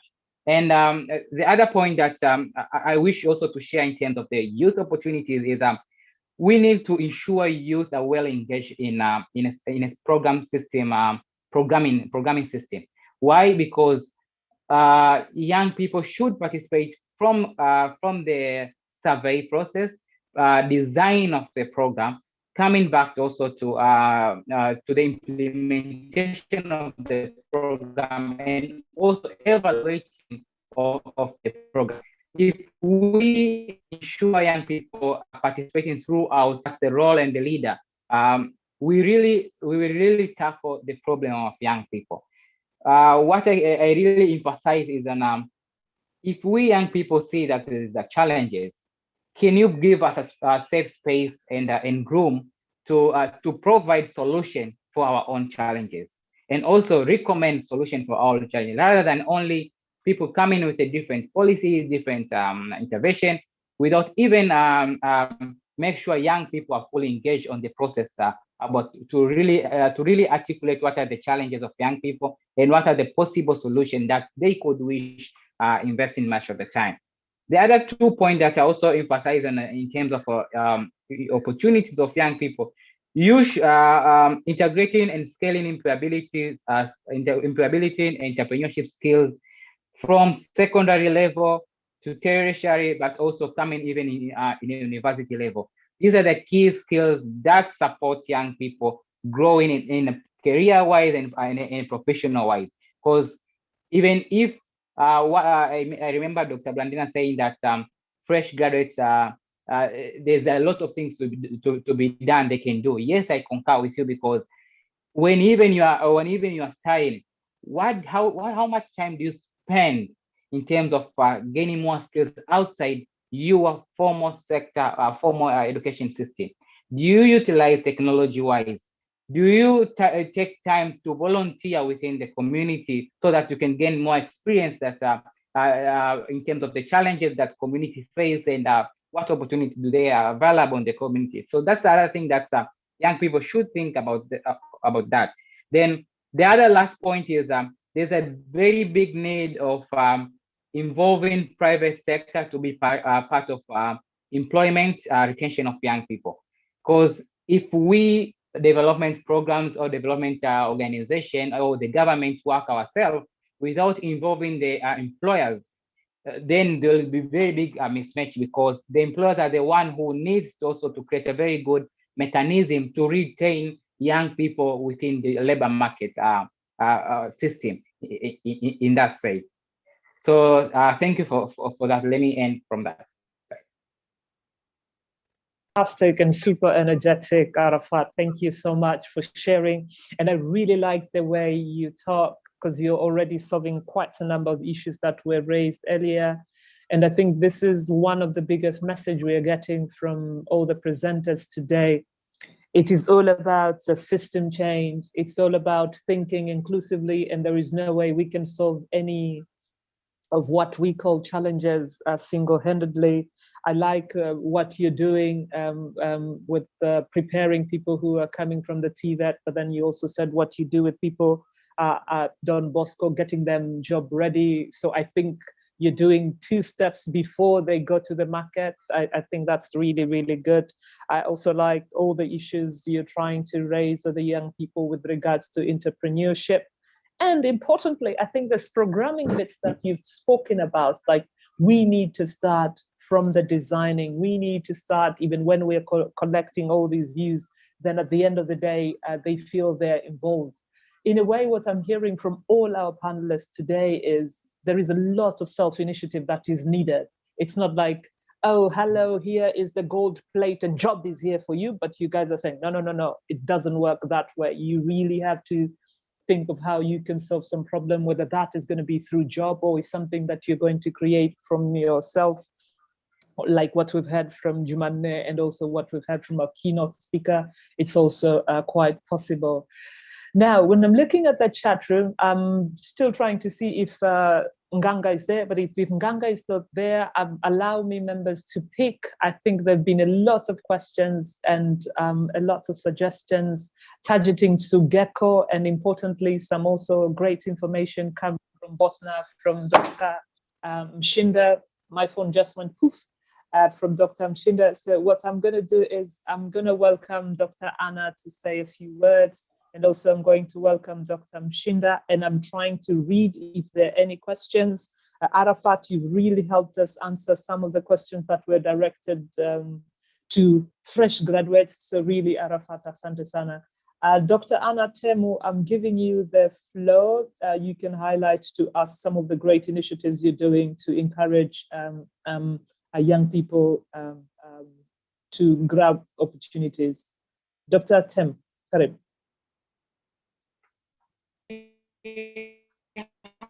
How many minutes, Blandina?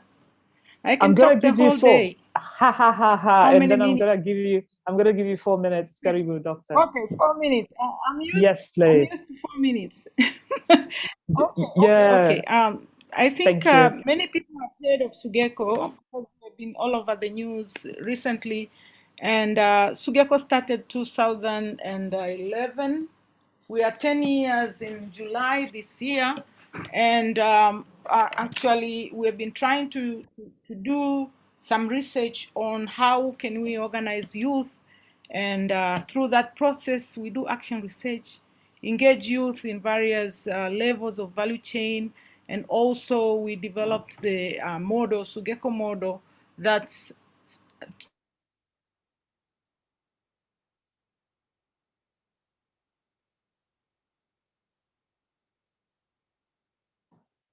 Okay, it looks like we are losing you. Mama Temu, it looks like we're using you. Hello?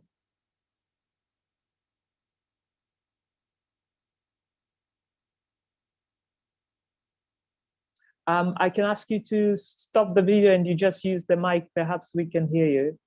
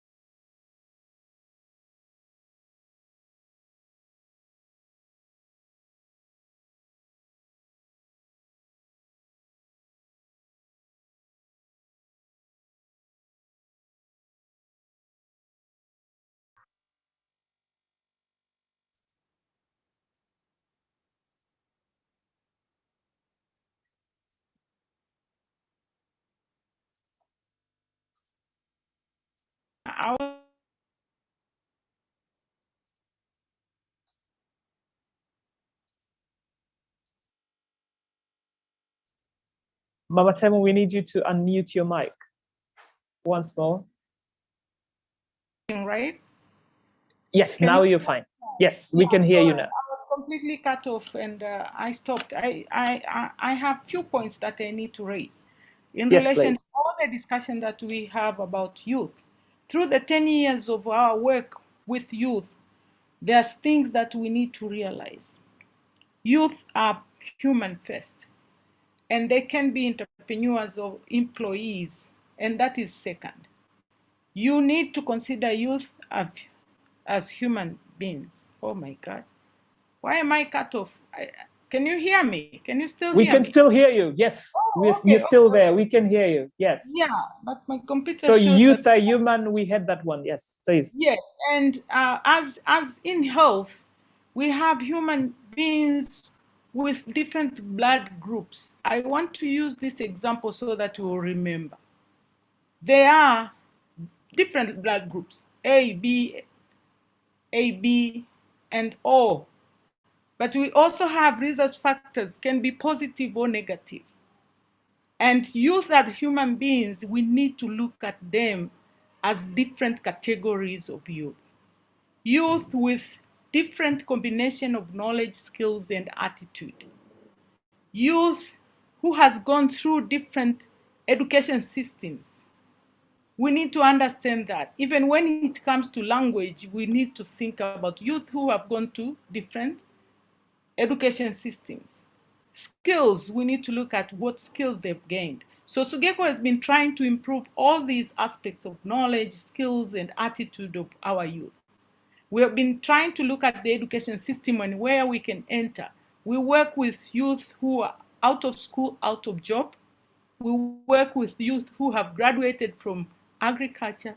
We work with youth who have graduated from IT or any other non-agricultural programs. And they are all different.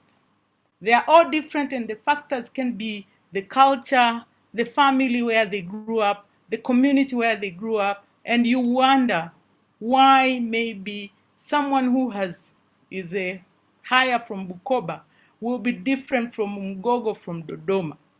And usually in our studies, I've been trying to look for studies that have come out completely and saying these kind of people who are coming from this kind of tribes should be treated different from those who are coming from other kind of tribes, because they'll have different skills, they'll have different attitude, and even the knowledge base they have affect them differently. So I will urge that we really look at youth at different types of people and also consider their characteristics before we intervene, generally by saying, okay, for maybe even we don't separate graduates and non-graduates and so forth, that will not work. So Sugeko, we have been trying to develop models that will help us look at youth differently and manage them accordingly. And I'll stop there because 4 minutes is like nothing. Thank you. We really, really appreciate Asante Sana Mama for great insights. You're doing amazing work with Sugeko. I'm sure quite a number of young and even old farmers have gone through your program. Yourself, Revocatus, your board members, really, we thank you. And of course, we thank SUA for allowing you to really bless a lot of young people here in Tanzania. Dr. Mshinda said I will also give you a few minutes to tell us a little bit more about what you do and the support you do to the young people. And then with that, Arafat, you will be next. All of you, 1 minute. Yes, thank you very much, Blandina. What I intended is mainly to share one of the opportunity which unfortunately we don't consider in Tanzania, and especially when we talk about youth who are digital natives. One, and secondly, we have internet penetration of more than 95%. Some of these youth are playing with smartphones on their hands. So how can we bring jobs to them on their smartphones? We have not taken advantage of other online work which is going on somewhere else in the world to bring those jobs here.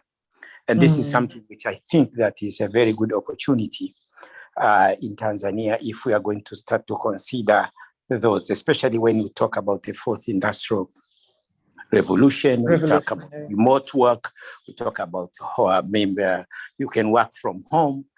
These are new phenomena which are taking place. And so far we have not yet promoting those opportunities. So in Tanga, what we are trying to see is we have run first a pilot program of training and jobs and links with jobs for a few weeks. And this training actually took place online.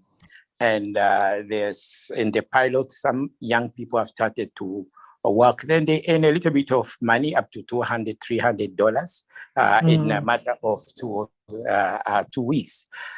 So the Kenyan government it has a special program which is run by the government, it's run by the Ministry of Communication, the Ministry of ICT, and the Kenya Government School, which basically have started even a training centers in several provinces, and at the same time they are linking those with jobs, so online jobs. So this is a huge program, and that's why when I was asking the question of who is involved in remote work, this is remote and digital work, or even on micro work or online jobs. I know there are a few Tanzanians who are involved, but it's not yet well understood. So this is something which it's something which we need to consider when we talk about new youth opportunities. Fantastic, Asante Sana. It's really nice even when you see Mama Zetu really thinking about us, even the younger people. I don't think I'm youth there, I'm past youth. So even thinking really innovatively as to how we can engage the young people. Asante Sana, Dr. Mshinda. Asante Sana, Dr. Tim. So now very quickly, final words. I'm going to start with Arafat, and then I come to Anna Bahati before we come to our keynote speaker.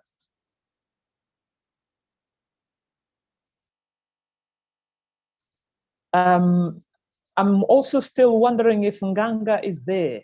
Nganga, you're there. Sorry, Arafat, please, 1 moment to Nganga, and then you will follow. Nganga, the floor is yours. Karibu. Yeah, thank you, Dr. Kilama, and the rest of the group members. I'm very happy to join you, and I'm sorry for my late because I had some challenges, but I'm actually now there.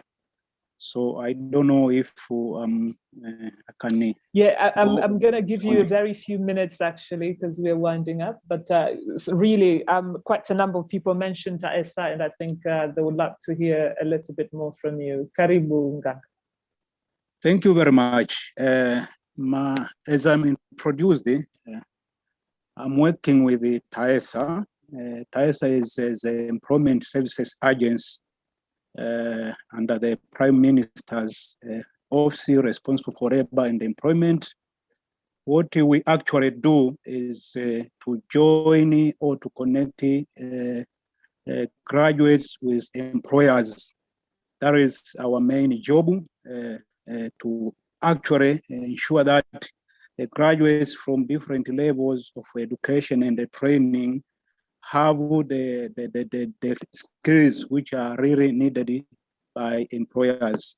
What we do, we register all graduates from different levels of education, and then we interview them. First of all, before interviewing, we train them on soft skills in order to match the demand of the employers in the labor market. After training, we actually interview them, and then we connect them with different opportunities for internship. First of all, as an intermediate program for them to enhance their employabilities. That is one of the activities which we are actually doing. And with internship, what we intend is that we know actually the youth are struggling to be employed in the labor market, because first of all, we want them to be more professional. That's the first important aspect, that we know they are graduated with different training, but the labor market requirement needs specific skills. So what we ensure with internship is to ensure that they are really connected. They have the professionalism which is actually needed by employers. But the other aspect is the ethics. We know that some of these soft skills are not taught in schools. Now, what we do with internship, we want to give an opportunity for the youth to study how ethics are being practiced in different organizations, in workplaces. The third aspect is the attitude toward work. We want the youth to have the positive attitude towards work, exclusively devote employers' time for work and things like that. And the other thing, we want them to be innovative, to use the opportunities of doing internship to enhance their innovations, to bring new ideas in the organization. So that is one of the programs which we are doing with TaESA, and is becoming a very, very helpful program for the youth, but also for the employers. We are now getting employers, investors who are now comfortable with our youth, because we are taking them with an internship of 1 year, connected to various organizations, doing what they are supposed to do. So with internship is what we intended to achieve, and with TaESA, we invite all graduates to join us, to register themselves so that they can get an opportunity to be connected for internship. For this financial years, more than 5,000 graduates are doing internship in various private as well as government organizations. That is one of the services which we are offering with TaESA. But also, you know that in Tanzania, we have some bilateral agreements with various countries on exchange of labor. So we also do connect youth to work outside the country, in countries where we have bilateral agreements. So also for those youth who wish to work in various organizations, for example, right now we have agreement with Qatar. As we all know that Qatar is hosting the World Bank in 2022. We have some job opportunities that will be connecting youth. So we also do that. But in general, our duty is to connect youth with employers. But before connecting, we have serious programs to enhance their employability so that they can be acceptable with various employers. So that's what I can say for now. Wow. And the opportunity for graduates to join with us, to register so that they can access our services. Fantastic. Really, thank you so much, Nganga. I'm really happy that you managed to join from the Prime Minister's office. So you can tell what you're saying. We've also had it earlier, that it's very important to make sure that the youth are having the right attitudes towards work. So it's not like people have work and then suddenly they don't want to adhere to what is there. Really appreciate the opportunities that you told us. There are lots of opportunities of internship. Young people in the room. I think right now, Nganga, you can help us write whether the website or somewhere people can get more information about TaESA. But then also thank you for sharing all these exchanges program that you have with some of the countries that we do have bilateral agreements. So it's not only supporting youth within the country, but also for those who want to work abroad, you also do that. Really, really, we thank you so much for that. So very quickly, I'm going to go back to all my panelists. Arafat, I come to you. Can you kindly say your final words? I'm going to give you 1 minute. We are actually, unfortunately, running out of time. Arafat, over to you. I'm asking my colleagues to let you, okay.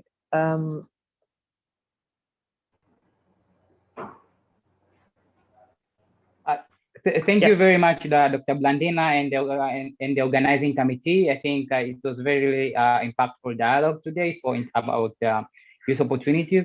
And my key last word that I would like to share with the majority in this session, I think one, youth should not limit themselves in terms of giving themselves boundaries. Like they should go outside of the box, like not only opportunity available within Tanzania, but also that opportunity that are available through online or other countries that are providing. Secondly, I think we should also emphasize bringing more advocacy in terms of reducing barriers among young people who are undertaking different initiatives, like policy barriers or maybe formulation barriers that young people who are starting up, they should not face those kinds of barriers. The other third point is about I think there's a time now needed also to people or maybe the private sector or the government should also strengthen the way of providing opportunities. Like how could we put in categories of different level of young people in terms of financial level, education capacity, but also in terms of relevance of that opportunity. Because if we put young person with from the urban area and young person who is well financially in the same opportunity that they are acquiring, some sort of that is a very big challenges in terms of as one of the barriers for young people. Because I cannot bid in a very big opportunity that there is another person who has a lot of money on the same area. Then the other point, the last point is in terms of we should also bring in a system change. We should use the system change approach in terms of ensure youth are more programming and engaged within the program, but also building the capacity of the system could better inform and help young people sustaining in terms of the livelihood program. And the last point, I think through the initiative that I'm trying to utilize the Tanzania Emerging Youth Award that I will take this year, is how could we better explore young people and share their experience, their development initiatives. And the last thing is share their success that could market and inform and influence other young people to start up what they have. Thank you very much, Dr. Blandina. Fantastic. Thank you, Arafat. And congratulations with everything you do. Bahati, you're up next. Karibu. Yes, thank you so much, Dr. Blandina. This was a very was a learning opportunity for me. What I would like to say is gender is a cross-cutting issue. And as we move forward, we cannot ignore that fact that we still have we still have gender disparities. And if we really want to move forward as a nation, if we want true development, we have to take everyone with us. That is, have everyone engaged in economic activities. And when I say everyone, it includes youths and part of it women, who makes more than 50% of the population. Thank you so much. I'm looking forward for more conversations like this. Thank you. Thank you so much for joining us. Jumanne. Yeah, so I think for me, it's very, very important, first of all, youth to see opportunities, but seeing is not enough. They need to capitalize on these opportunities by acting and stop complaining. And also to work toward them innovatively by incorporating new technologies, new innovations, because our time is now and there's a lot of opportunities ahead of us. So let's remain optimistic. Fantastic, really, thank you. That's a really good takeaway. And of course, my inspiring dada, Dr. Mkindi, karibu. Thank you very much, Dr. Kilama. And I've been following the discussion, and it has been a very informative and very rewarding session, really. To conclude, I don't want to take much of the time. I just wanted to actually summarize my points by saying that if you really want to see sustainable and profitable involvement or engagement of youth in agriculture, we really must align ourselves properly in our different capacities, both from the public and the private sector, to actually connect them properly, inform them adequately, and capacity build them. And in the course of doing all this, the approach is critical. How do we really engage with the young people at different capacity? And last but not least, we really also have to make sure that we are engaging meaningfully to continue improving the business enabling environment for our youth businesses to continue surviving and thriving in this country. It is very critical. We can train young people, we can connect them. But if the environment is not pro-youth participation, then we've not supported them. So it is very critical that we continue working together, public and private sector, to actually improve the business environment in the country. Thank you. Yeah, thank you so much, Dr. Mkindi, for those great words. So now I'm going to welcome Vida Mlay from the Ministry of Finance and Planning before I welcome Pascaline for the final words. Vida, karibu.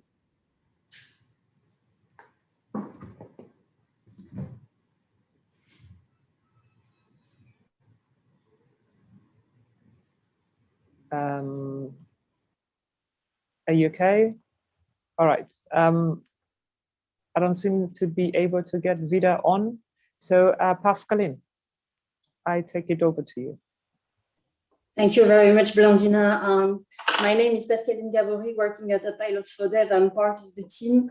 It has been, in my opinion, a very interesting, fascinating, but also inspiring exchange. And thanks a lot to our brilliant and inspiring speakers. There have been many participants. Some of us have followed us on YouTube, and there has been a lot of participation also in the chat.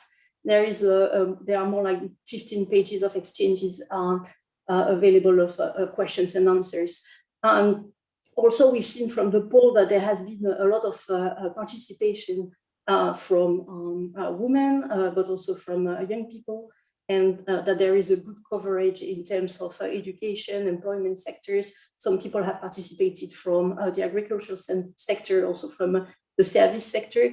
I take this opportunity to thank very much our moderator. She's done an amazing job, Blandina Kilama. Thank you very much for this. And also Khadija Omari, who has been organizing this event for RIPOA. And yes, thank you very much to both of you, because you've been doing really an amazing job, and this event could not have taken place without you. I would also like to take the opportunity to thank the projects team, Donat Olomi, Zvabiri, Elise, Bram, Emmanuel, who also have contributed indirectly. So of course, it's impossible to summarize such a rich discussions. There will be a lot of takeaways. There are a lot of key points. It's really inspiring to see also the importance of what Dr. Jacqueline Mkindi has highlighted, that agriculture is a key driver for the economy. So there will be a lot of opportunities for young people if they get the right knowledge, and getting the right knowledge will be key. There will be needs of polycentric analysts. There will be a lot of sectors opening, like trading, feed for animals, trade, but also equipment, logistics. So there will be a lot of different areas and sectors. She's also mentioned the challenges, access to productive resources, climate change, and the difficulties of the agricultural transformation and unpredictability of the laws and regulations. She said that agriculture is good, and there will give also opportunities for women, and information that was important, and facilitation are already available. So this is also something which is very maybe important for the participants to also highlight all the existing initiatives and all the opportunities for facilitation and information towards the young people. It has been followed by a very interesting and inspiring exchange. Jumanne has explained the work with the startup and incubators. He's highlighted the existence of new types of jobs, urban skills, entrepreneurial ecosystems, and he's also highlighted the needs to have a conducive legal and regulatory frameworks to connect better the private and the public sectors to increase the opportunities. He's also highlighted the importance to facilitate knowledge for transformation and the change of mindset. Bahati has highlighted the importance of gender, the challenges faced by women to access these opportunities of investment also in the agricultural sector, and how to have to bridge the gap between the education and employment. Finally, Arafat gave us a very interesting view on how to transform the challenges into opportunities and to make a link with SDG, which is interesting because we had a previous session about SDGs.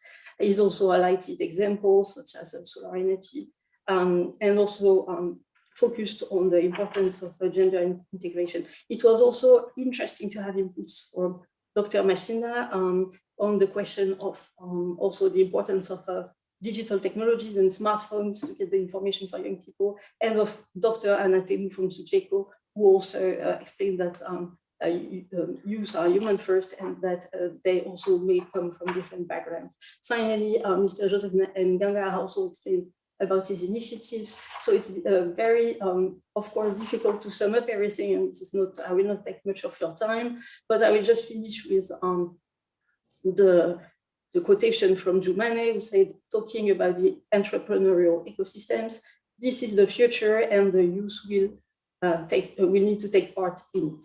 So thank you very much, and thank you very much to the organizers. All right, thank you, Pascaline. Thank you for joining us all the way from far. And of course, I wish you all a great day. We had a really a great discussion. At one time, I think we were like 85 people who were online, but then you had quite a number of people coming in and going out. I thank you all for joining us. Please do look forward for other dialogues that will be organized by Pilot for Development. So really, that's it from me. Thank you so much. And of course, I thank the team that I work with behind the scenes. So Adija, thank you so much. Margaret Tonga, Derek, Kumi Media, and also all the other members from the Pilot for Development. Asante Nisana, and goodbye. That's so be it. Asante, Kwaheri. Bye. We will leave the chat room a little bit open for a while. So for people who want to go through the chat room and read some of the questions, you're welcome. I think Bram will simply cut it off maybe in the next 3 or 4 minutes, but for now it's going to be open for a while. Thank you, everyone. Really, really appreciate.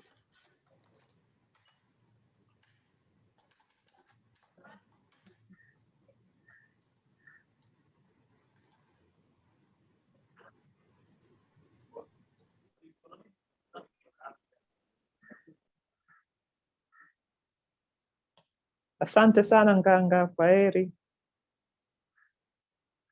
Asante.